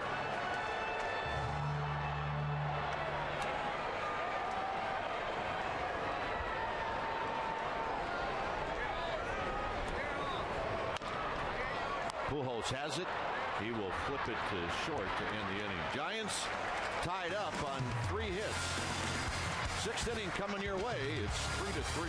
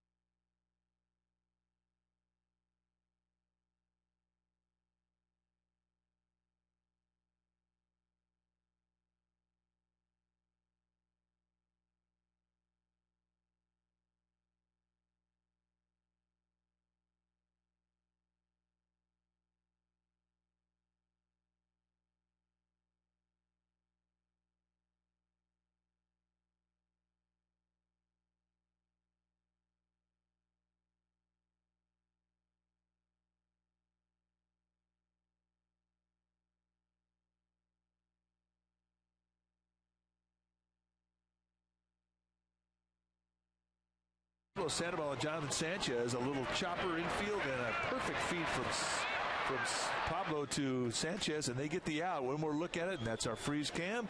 Our Coors Light freeze cam brought to you by Frost Brewed Coors Light, the world's most refreshing beer. Schumacher with a healthy swing and a foul back.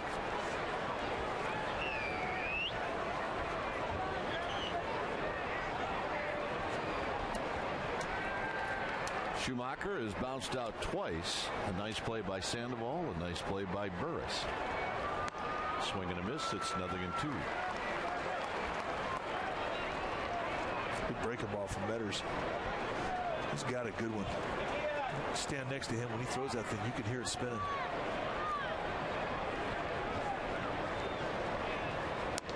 Very high. 1 ball and 2 strikes.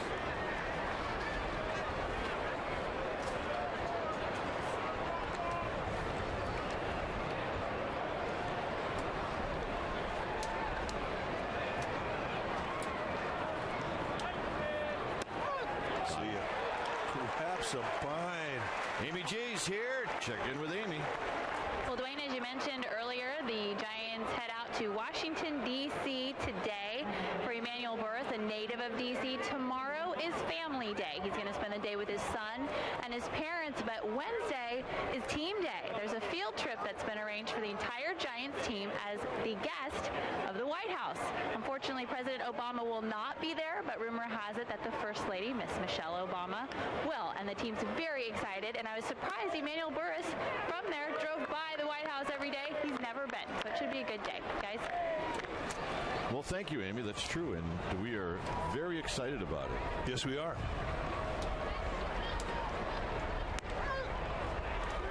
A quick 0-2 to Brendan Ryan.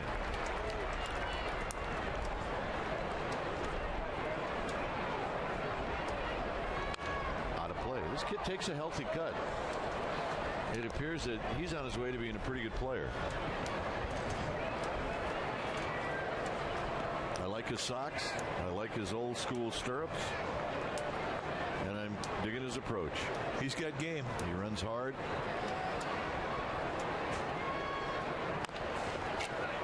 It's going to be a tough play. Renteria barehands it. Got him. No problem for Edgar Renteria. On a play that infielders love to show off. And watch him react. And that's what sets the play up. Watch it right into the bare hand. Looks like it rolled up his wrist a little bit. No, indeed it did not. It was perfect. Planted that thing right in the sweet spot of his throwing hand and threw him out. Nice pick. Joe Thurston. He's coming up.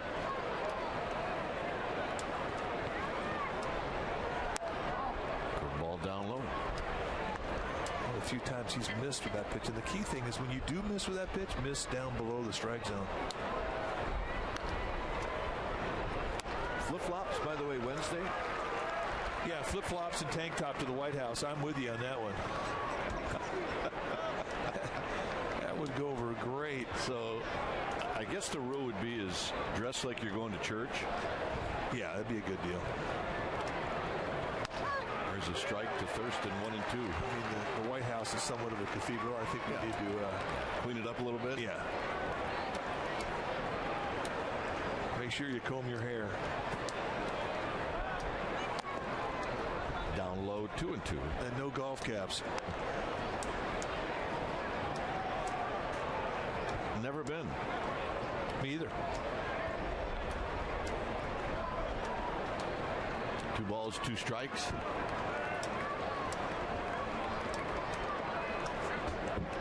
I've lived in a White House for 20 years. I've never been to the White House, however.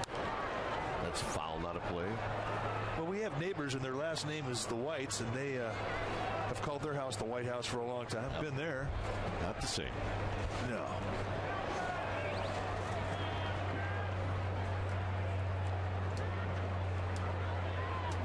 Two balls, 2 strikes. Just outside, 3 and 2. So this ought to be a pretty good pitch for Thurston to hit because looming is Pujols.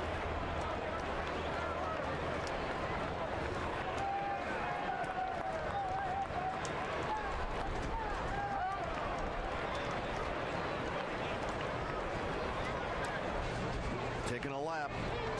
Still a great thing to do at this ballpark. And Pujols is coming up. Now that base on balls right there will definitely make a manager cringe, because now you got to face this guy out of the stretch. And Giants fans get a pretty good taste of what it felt like all those years for opposing teams to come in and play the Giants when Bonds was in the middle of the lineup.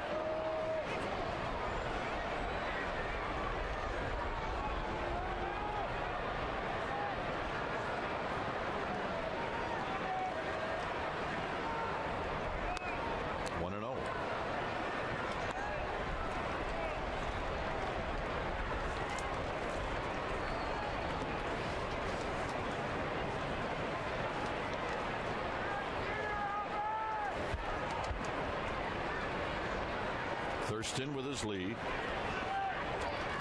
There's a line drive foul.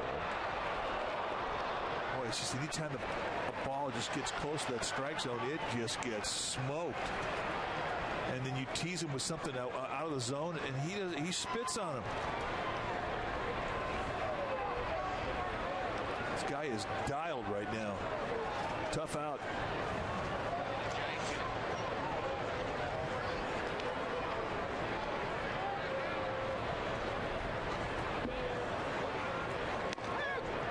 The knees, 1-2.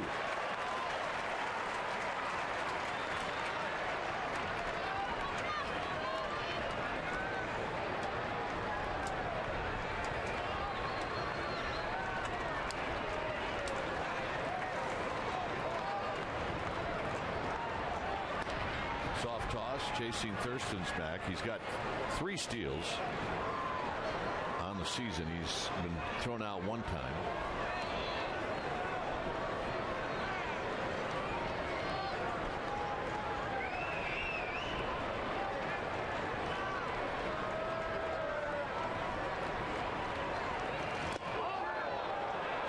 By Whiteside, 2-2. Well, good teaser right there. That little breaking ball below the zone. I mean, you got the bat off his shoulder. I guess that's an achievement in itself. But it did indeed check.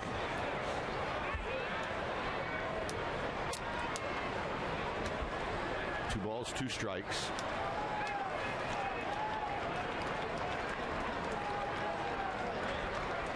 Runner goes. At the plate. Oh yeah, with all that's going on at home plate, by the way, you got to pay attention to that guy at first. There's a lot going on out there for Metters. And he's making quality pitches. Both 2-strike pitches have been perfect.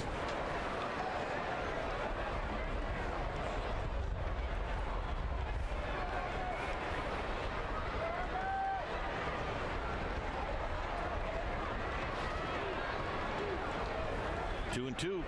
This time Thurston gets chased back by Brendan Metters.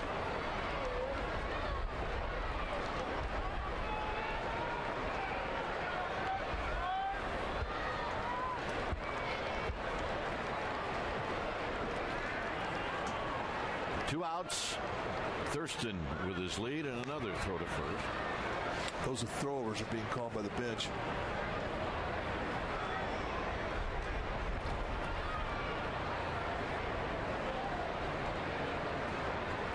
Got another opportunity here to go out of the strike zone on the 2-2 count and hope he can get Pujols to chase. Like that. Beautiful pitch. Metters gets Pujols. Giants are coming up.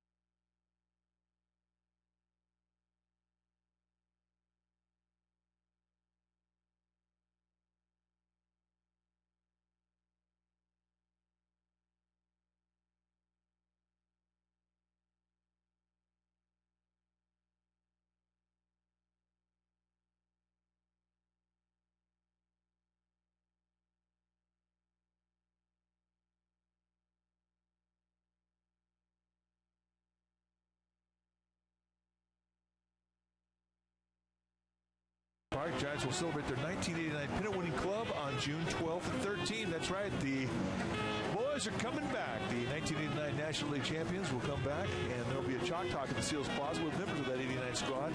June 13th is the on-field reunion. The Giants will bring back most of that club. So for tickets, go to sfgiants.com.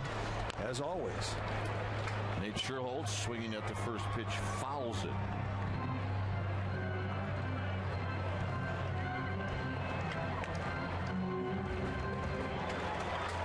Does that say Houston baseball? I don't know. In tight, 1 ball and 1 strike.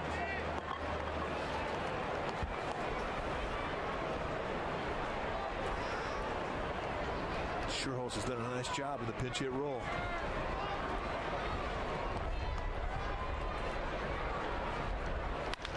Sharply on the ground.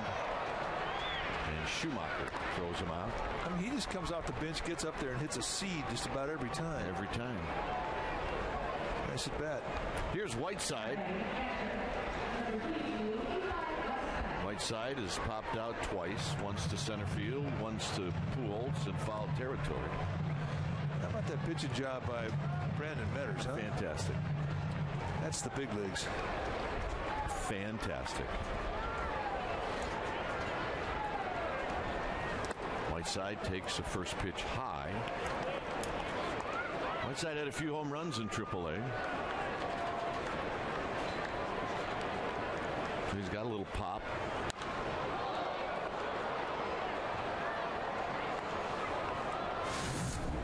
A 2-2 count, a chance to go out of the strike zone one last time, and he goes down below the zone with a real good hard snap and curveball. Pujols bites, and that, my friends, is big league pitching. An inning and 2/3 for Metters. He struck out 3, a couple of walks, 1 intentional. Very, very strong outing. I mentioned Whiteside. Whiteside had 6 home runs in Fresno. He had 24 RBIs, and he did that in 34 games. 7 doubles, triple. If you got a hit, it was usually an extra base hit, and this is a bolt into left field. Whiteside shows that he can swing the bat a little bit. He could be a backup for a long time. For a long time. Nice approach. I mean, that's a good-looking swing right there. Gets a little elevation on the sinker from Wainwright and just rakes it right into left field. So the Giants get Wainwright right back in the stretch. And here we go. Here's Emmanuel Burris.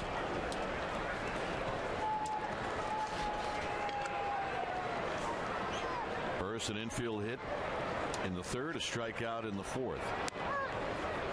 It's a called strike. It was a couple of breaking balls that had Burris fooled when he struck out in that 4th inning.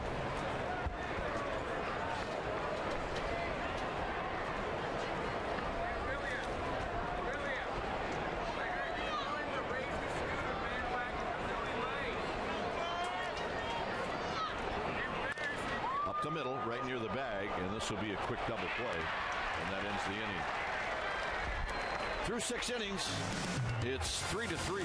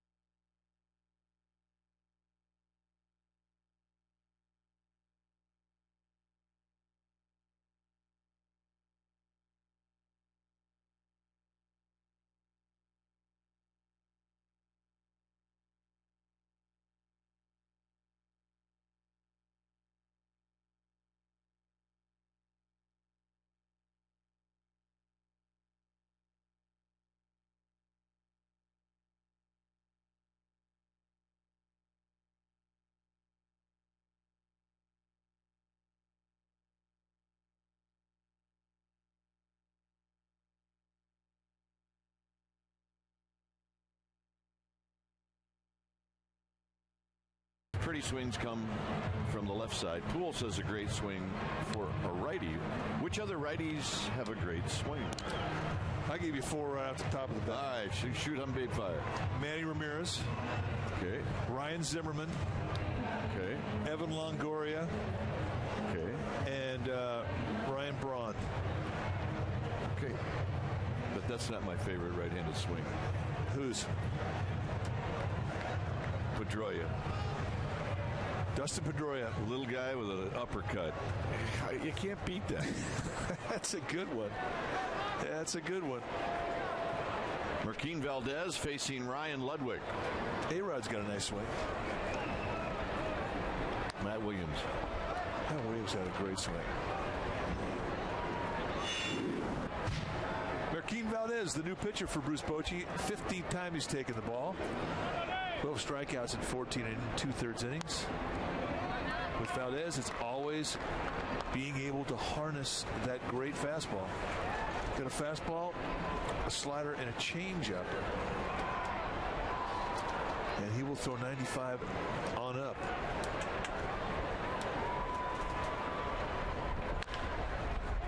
Aurelia gives ground, sets himself, throws wide, tagged by Sandoval, 1 out. Albert Pujols had a double in the first inning. This is what his swing looks like. No, just not a lot of movement in his head. His stride is so short, so quick, and you can see the bend in his back leg and the power that he gets as he rotates his body through the swing. Everything is compact but so powerful. And then great extension. We had a lot of pictures of Willie Mays with that type of extension. Finish high. Strike to Stavinoa. Orlando Cepeda had a great approach where he hit that ball to right center field with great extension. This is work for Renteria.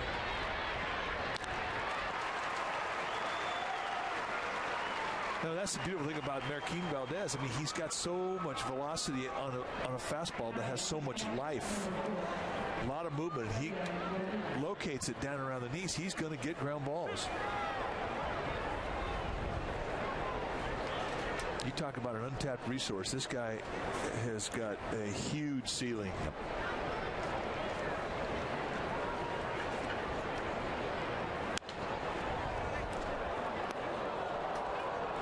Molina shoots that one foul right off the facing of the club level. No balls and 1 strike. You know, also has a good swing for a right-hander is Carlos Lee. Carlos Lee. Okay, I'm in with that. And a beauty, nothing in 2. Molina didn't think so, or he just couldn't believe that Valdez threw it there. There's a happy group. Keep that there long enough, somebody is going to do something weird. See, I told you. Yeah. 30 seconds. 1 and 2. We knew that years ago when our kids were on camera. They never let us down. I guess they still don't when they're on camera. They'll be 64 years old doing it.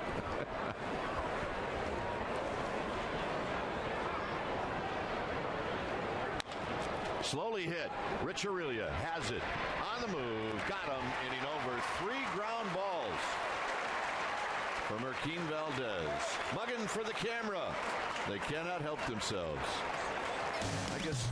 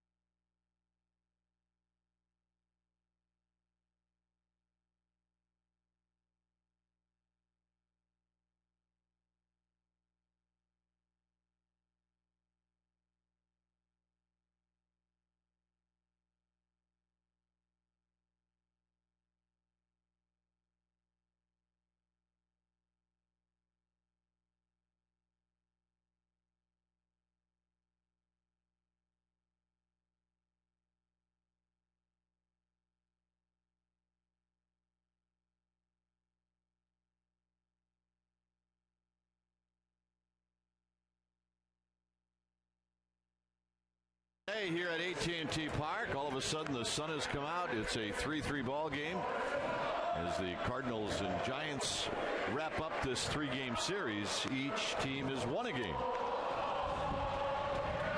The clouds have lifted.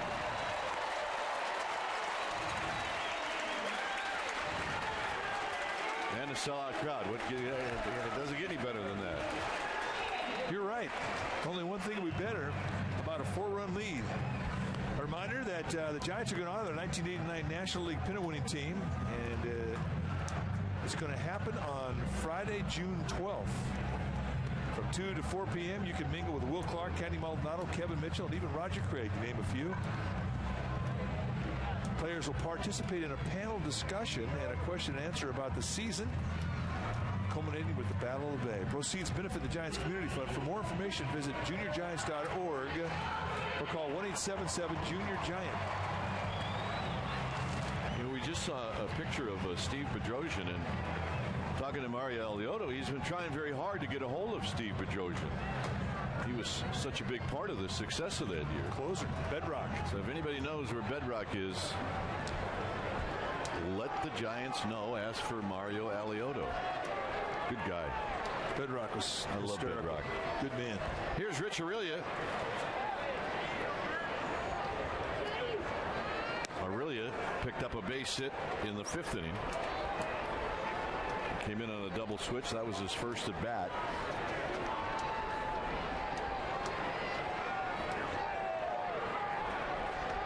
Rowan to follow, and then Edgar Renteria.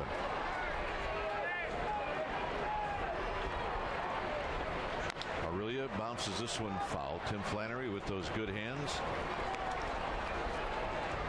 And Aurelia a quick 0-2. He did have good hands. He did.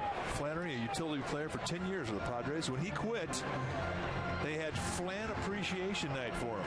Gave him a guitar and a surfboard and said, "See you later." See ya. Thanks for stopping by. And then he came back as a coach and a broadcaster. The 0-2 to Aurelia. 1-2.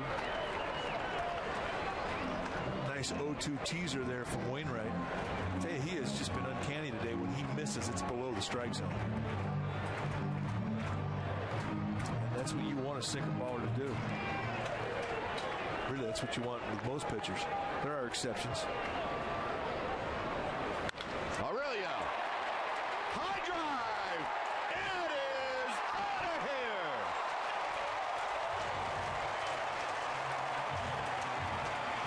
Rich Aurelia uncorks his first home run of the season. He picked a good time to do it. We talked about Wainwright so consistently down all day long. The Giants have had a hard time getting him up in the air. And here he hangs one mid-thigh, middle in, and Rich Aurelia puts a number in his home run column. And the Giants have the lead. Here's Rowan. Rowan takes a strike. It's exciting. You see that swing of the bat and the ball come off. It reminds you of the 37 home run year he had.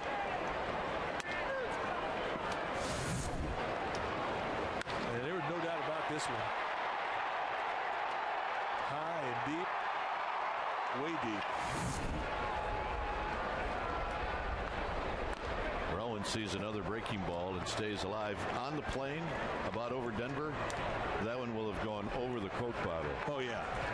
When he recreates that tomorrow, over the Coke bottle and into the bay.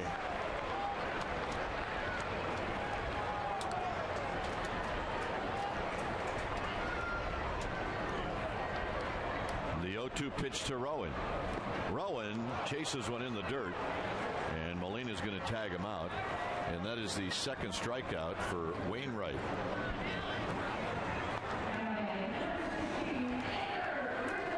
So by the time we get over Denver, it'll be on its way to Sausalito. Oh, it'll have gone right through Big Guy's Barbecue and just further on.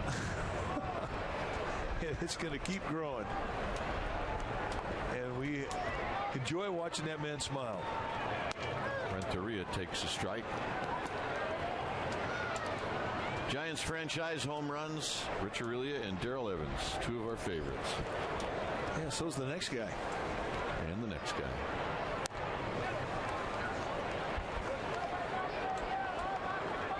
Kevin Mitchell did it in like, what, a 4-year span? Yeah, it didn't take him long. The 1-1 to Renteria, and Renteria shows bunt, pulls the bat back, 2 balls and 1 strike.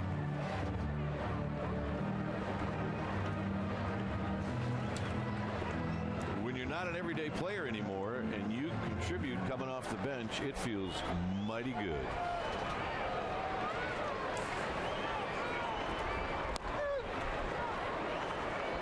Two and two now to Renteria.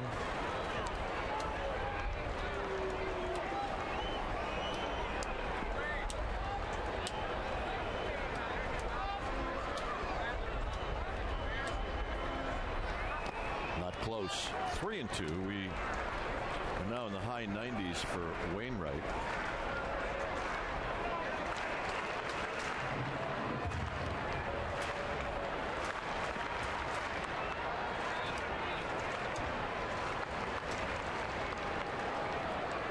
Here's the 3-2 pitch, and he got it.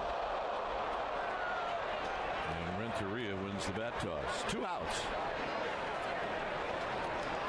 Nice little tight slider. And really what set up that pitch was the 2 fastballs that were called strikes that were backdoor fastballs, backdoor sinkers that came in from the outside corner. He kind of had to defend it. That ball just sort of flipped away at the end. Nice pitch.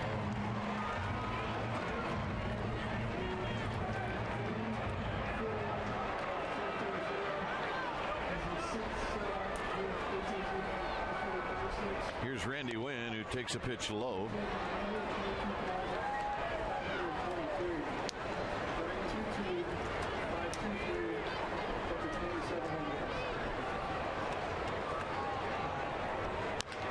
This is pulled on the ground foul. Randy Wynn really didn't have a whole lot left in that swing as he got out in front. It's a ball and a strike.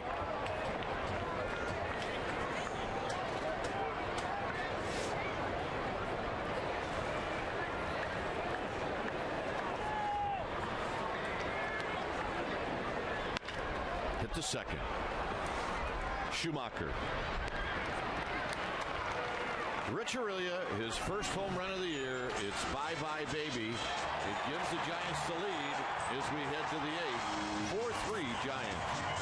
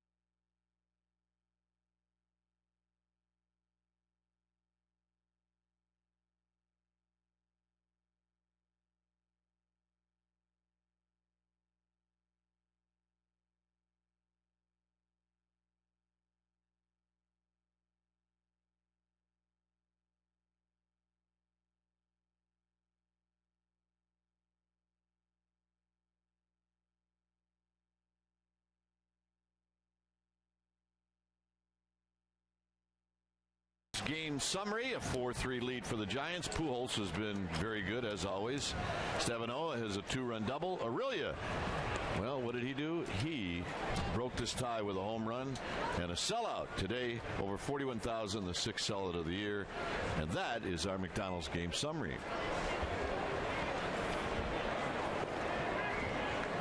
Here's Rasmus facing Valdez and a high fastball, 1-0.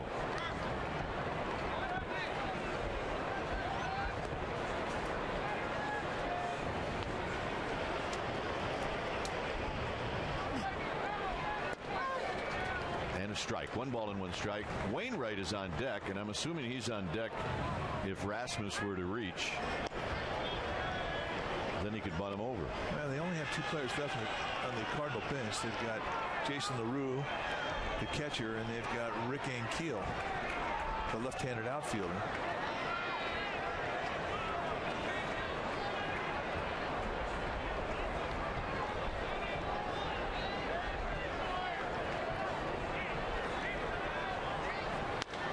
Bouncing ball. Burris. 1 out. In the Acme Chop House, waiting patiently, is Scott Reese. Scott? All right, guys, coming up on Giants Post Game Live, full breakdown and analysis of what we hope will be a Giants victory. Bip Roberts breaks it all down. We'll hear from Bruce Bochy live and hopefully from a player on the field following the game. That coming up just moments from now. Gentlemen? All right, Scott, thank you. We'll look forward to that. Here's Rick Ankiel who's going to hit.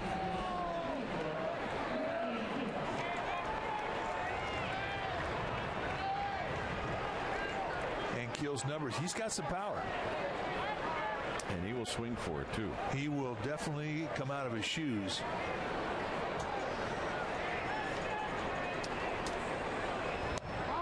Down low, 1-0. 97-mile-an-hour fastball just to introduce himself. Valdez has got that with an easy delivery. Perfect pitch.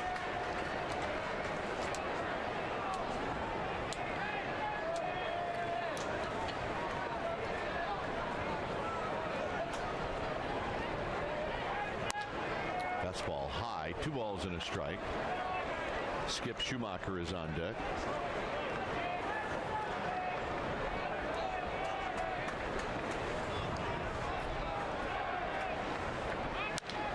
Lifted into left center field.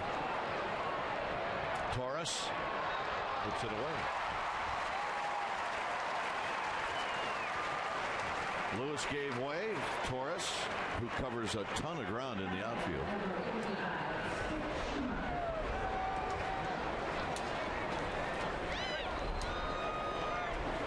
And here's Schumacher.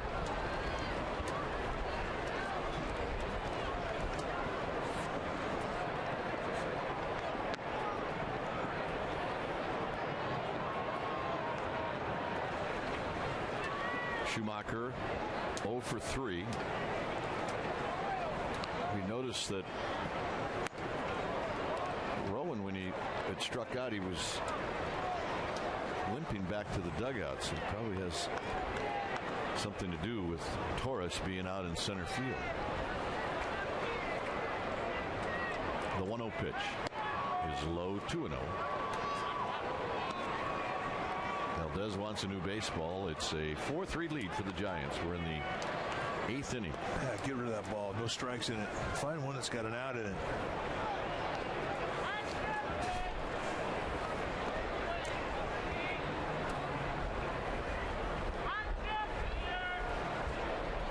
There's a strike. That's what we're talking about.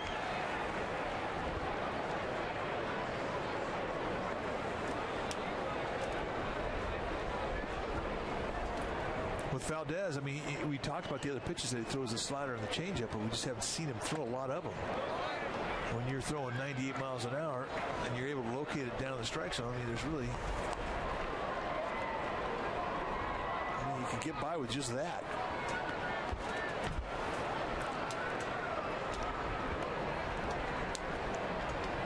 Three and 1 to Schumacher.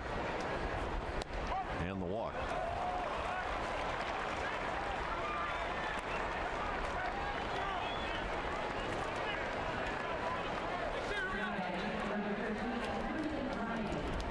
Jeremy Affeldt has stopped throwing the Giants bullpen. He is ready to go.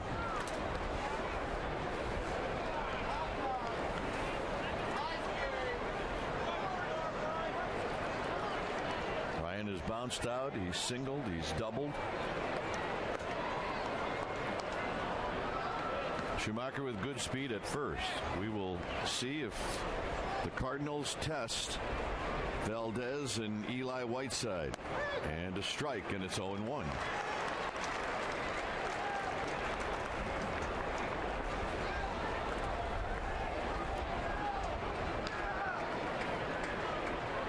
He's going. This could be the time.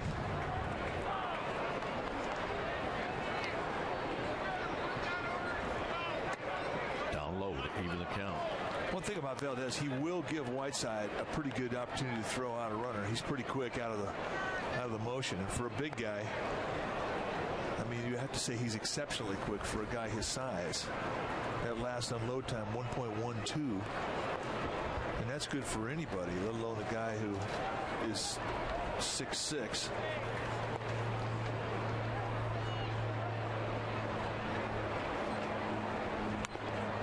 2-1 on the pitch outside.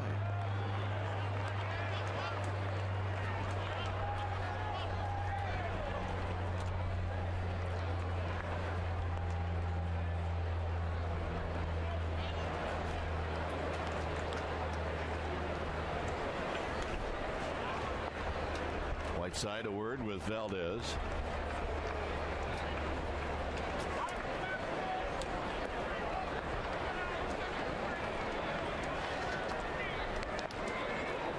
Keep an eye on Schumacher. Valdez sets right at the letters. 3-1. I mean, this is a big pitch here.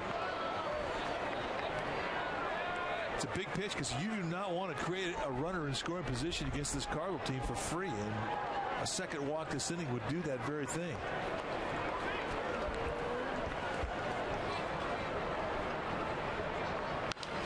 And 2. And now Schumacher will be on the move, and the Giants, at least in the outfield, will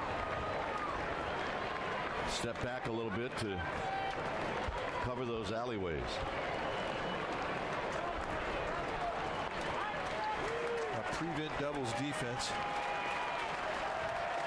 Move the outfielders back. Do not let the ball get through the gaps. Play deep. Schumacher will go. The payoff pitch into center field, a base hit. Stopping is Schumacher at second.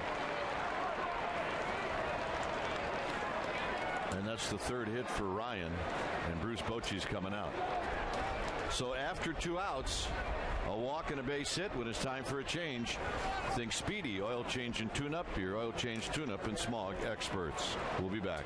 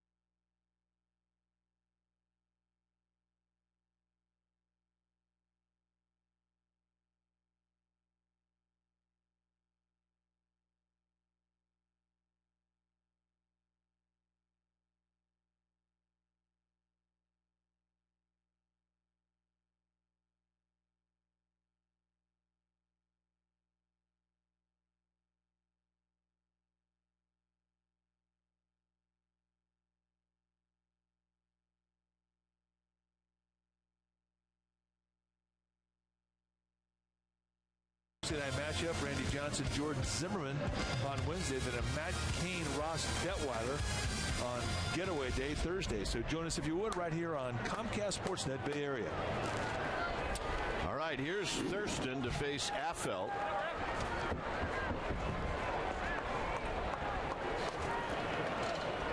Schumacher at second, Ryan at first.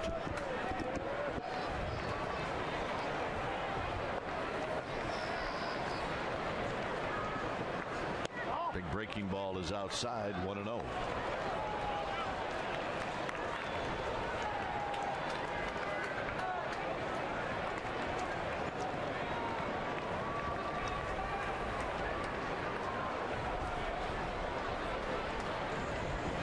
In tight. That shaved the hair off his arms. You want to go aggressive if you're going to go inside, but you do not want to hit this guy and set it up for the guy on deck. Well, that would mean this should be a pitch in the strike zone. It should be a challenge. You're right. This is when, if you're hitting ahead of Pujols, you should get a pretty good pitch to hit. 2-1. And he went right through him. Nice pitch. Just a straight fastball going right by him. And Thurston's got a pretty quick hack. I mean, he doesn't have a long swing at all. He's got a swing built for 96-mile-an-hour fastballs, but not that time. 3-1.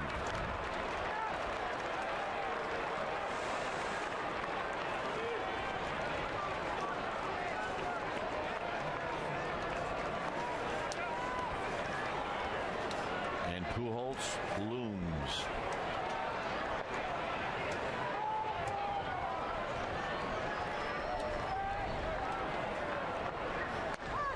Three and 2. Beauty.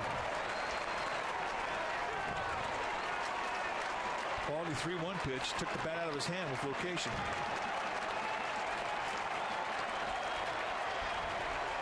Schumacher and Ryan will take off. 3 and 2.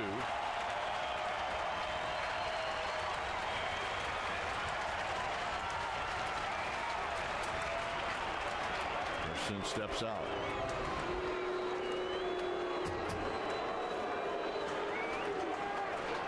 Schumacher at second. Ryan's the runner at first.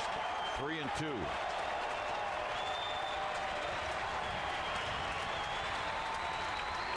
Got him. Affelt comes back and strikes out Thurston, and it remains 4-3 Giants.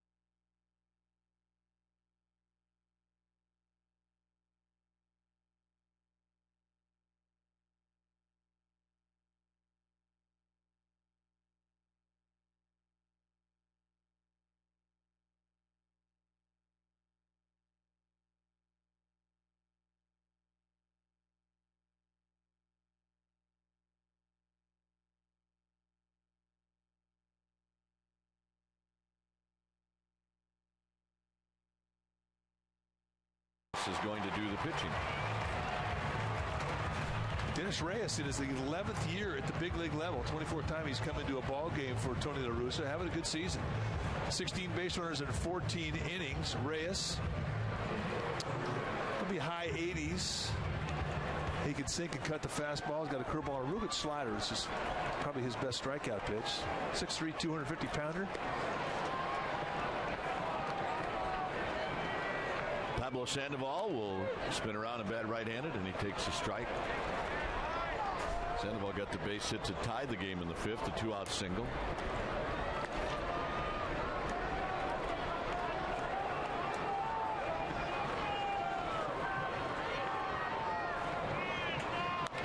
Sandoval rolls it foul.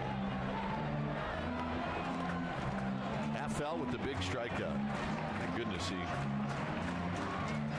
fell behind 2-0, and then he fell behind 3-1, and he came back.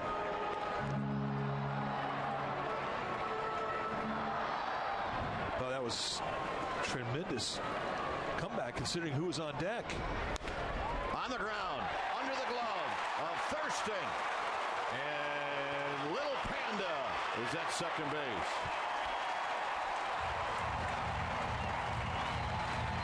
Starting to sound like Hawk Harrelson. That's all right. You can sound like him. Not that that's a bad thing. Not at all. Just a colorful thing.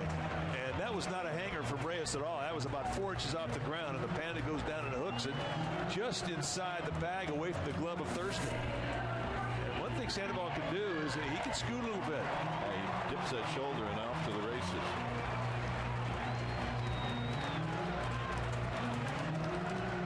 Big run out there when you consider that Pujols is going to lead things off for the Cardinals. The Giants would love to get at least a 2-run cushion going into that at bat.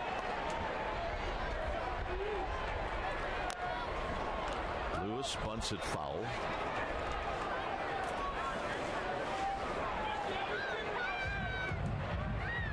Well, the way he watched Lewis bunt at that first one, I'm not 100% sure he'll keep that sign on. Last sacrifice bunt that he has had was May of 2007.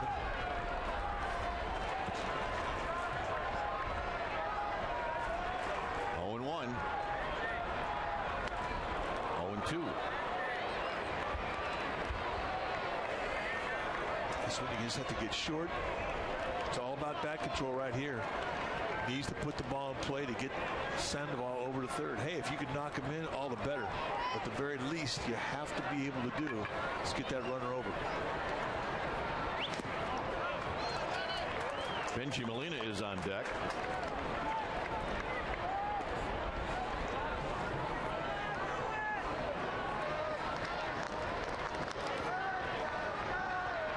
Chris Perez is in the Cardinal bullpen.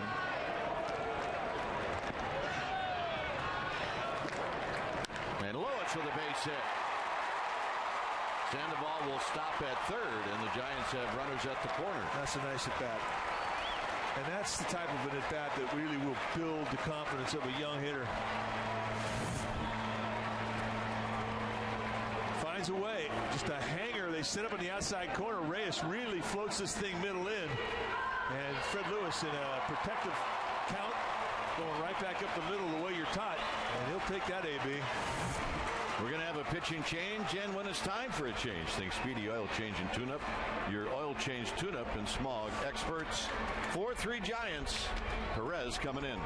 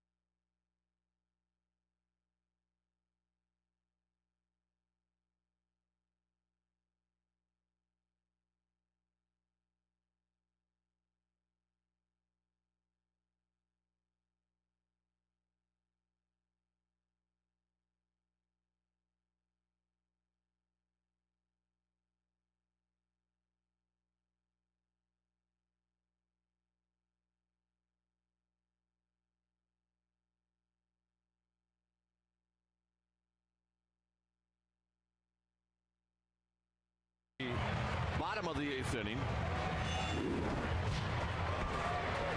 The numbers for Chris Perez. 20th time he's taken the ball for Tony La Russa. Power sinker with a good hard slider. That's his strikeout pitch. A guy can get a ground ball or strikeout. They are a commodity.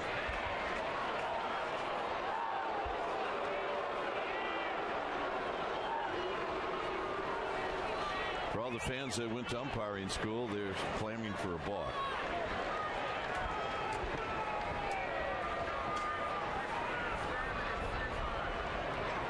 Molina shoots this one back and out of play.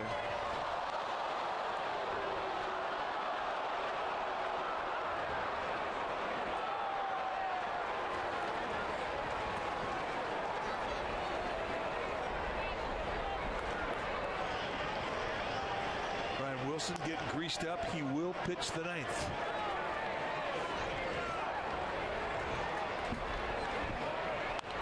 Molina had another good swing and another foul ball. Perez very quick out of the stretch.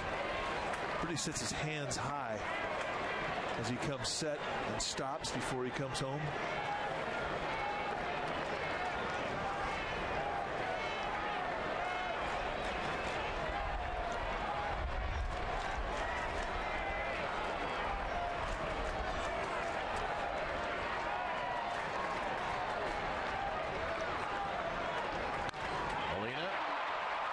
Lifts it into center field. Sandoval is tagging. And he will score a sacrifice fly for Benji Molina. We don't take those lightly around here. Nice at bat. And that's the 2-run cushion at least the Giants will take into the 9th.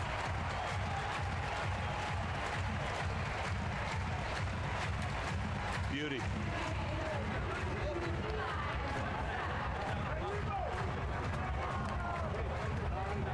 Whiteside will hit for the 4th time. He's 1 for 3. He's about due for his first big league home run, isn't he? I think he is.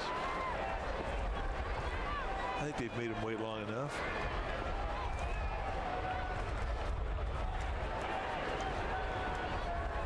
Lewis goes. It's a pitch out. Molina's throw is right on the money.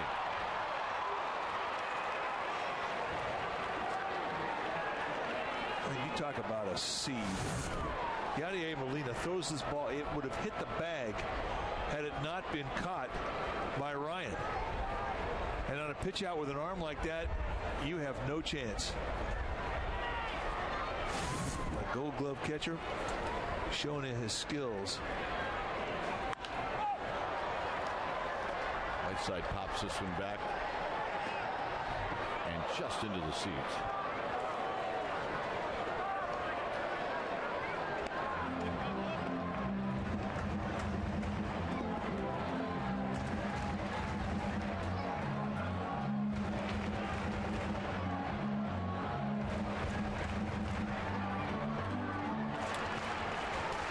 Who's strapping him on? Benji Molina. Yeah, the off day's over.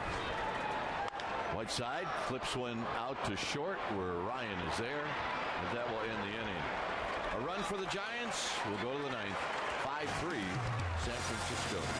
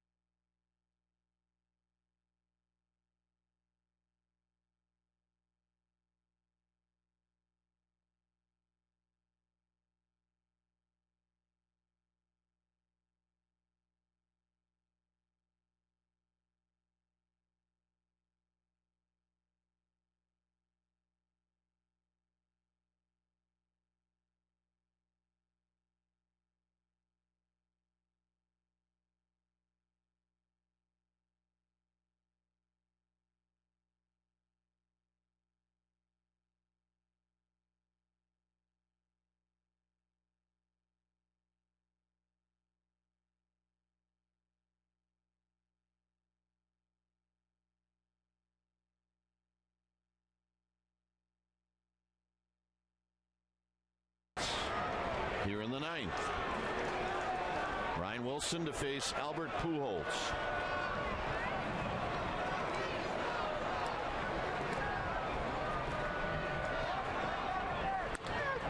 Side corner strike, and it's 0-1. Ryan Wilson, 24th time he's taken the ball. This is a save opportunity. He's 11 for 14 in that category. 22 strikeouts in 23 and a third.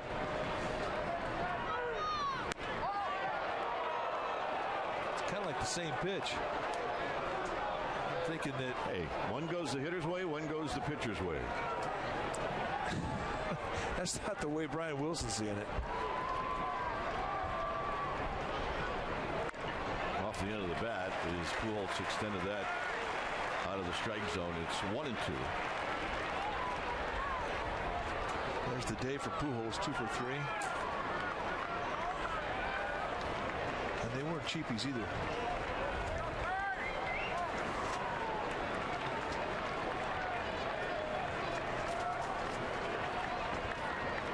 One and two to Pujols.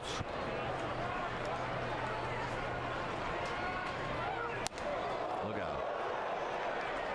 2 balls, 2 strikes. That curled right through his armpit. I'm not sure how this missed him. Look out, Albert. A little breaking ball. He tried to go front door with the slider, and he lost control of it. Breaks his bat and flips it into center field for a base hit. Tough out, man.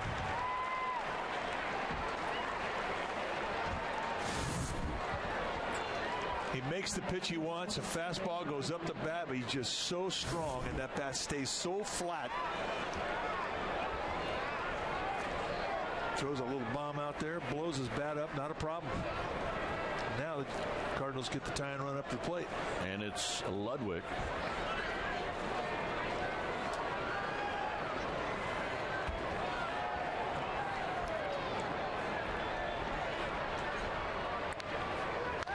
Ludwig skies one to left. Torres is like that little kid at the picnic that catches everything in the outfield. Yeah, that you don't invite back the next year. Boy, he gets a great jump. He does. He is just everywhere. And you can see him communicating, calling off Fred Lewis. I got it. You were that little kid at the picnic. Not in the outfield, I wasn't.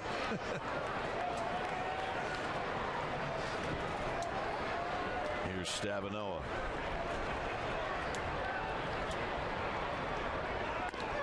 Strike at the knees, 0-1.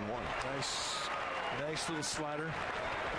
What Wilson's figuring out about that slider is that he doesn't have to be that fine with it on a first pitch. When you're throwing 97 miles an hour, nobody's looking for that slider first pitch. They're looking for gas. They're trying to get it started quick, which you have to do on a hard fastball like that.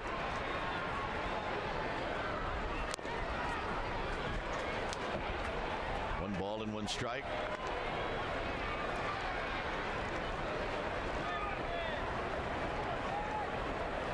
Over 41,000 here today. A sellout, the 6th of the year. Over 35,000 last night. And on Friday night, over 35,000 as well. Pujols goes. Swinging a high pop-up. Somebody's got to get there. Not everybody sees it except Lewis, who makes the catch. Wow. Renteria never saw it. Torres came all the way over to shake his hand.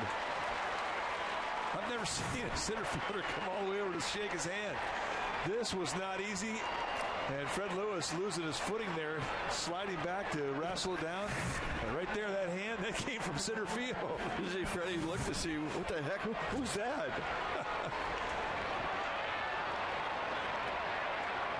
We know here in Northern California that pop-ups can be an adventure. And that was another chapter. Wow. Here's Molina.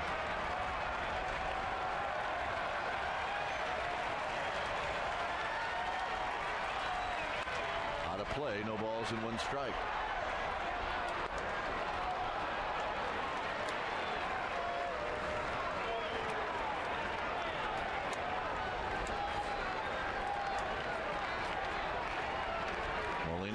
base hit in the second.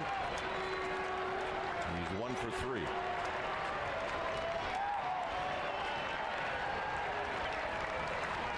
Down low, 1 ball and 1 strike.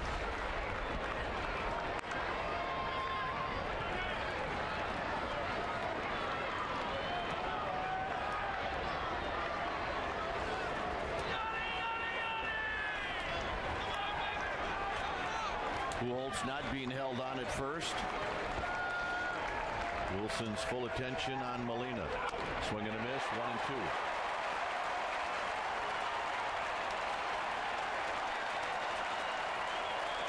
In unison, they're on their feet.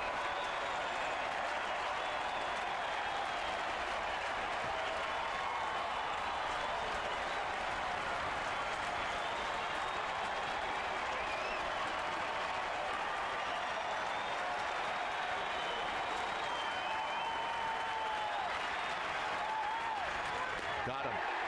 Ball game. Giants take 2 out of 3 from the Cardinals.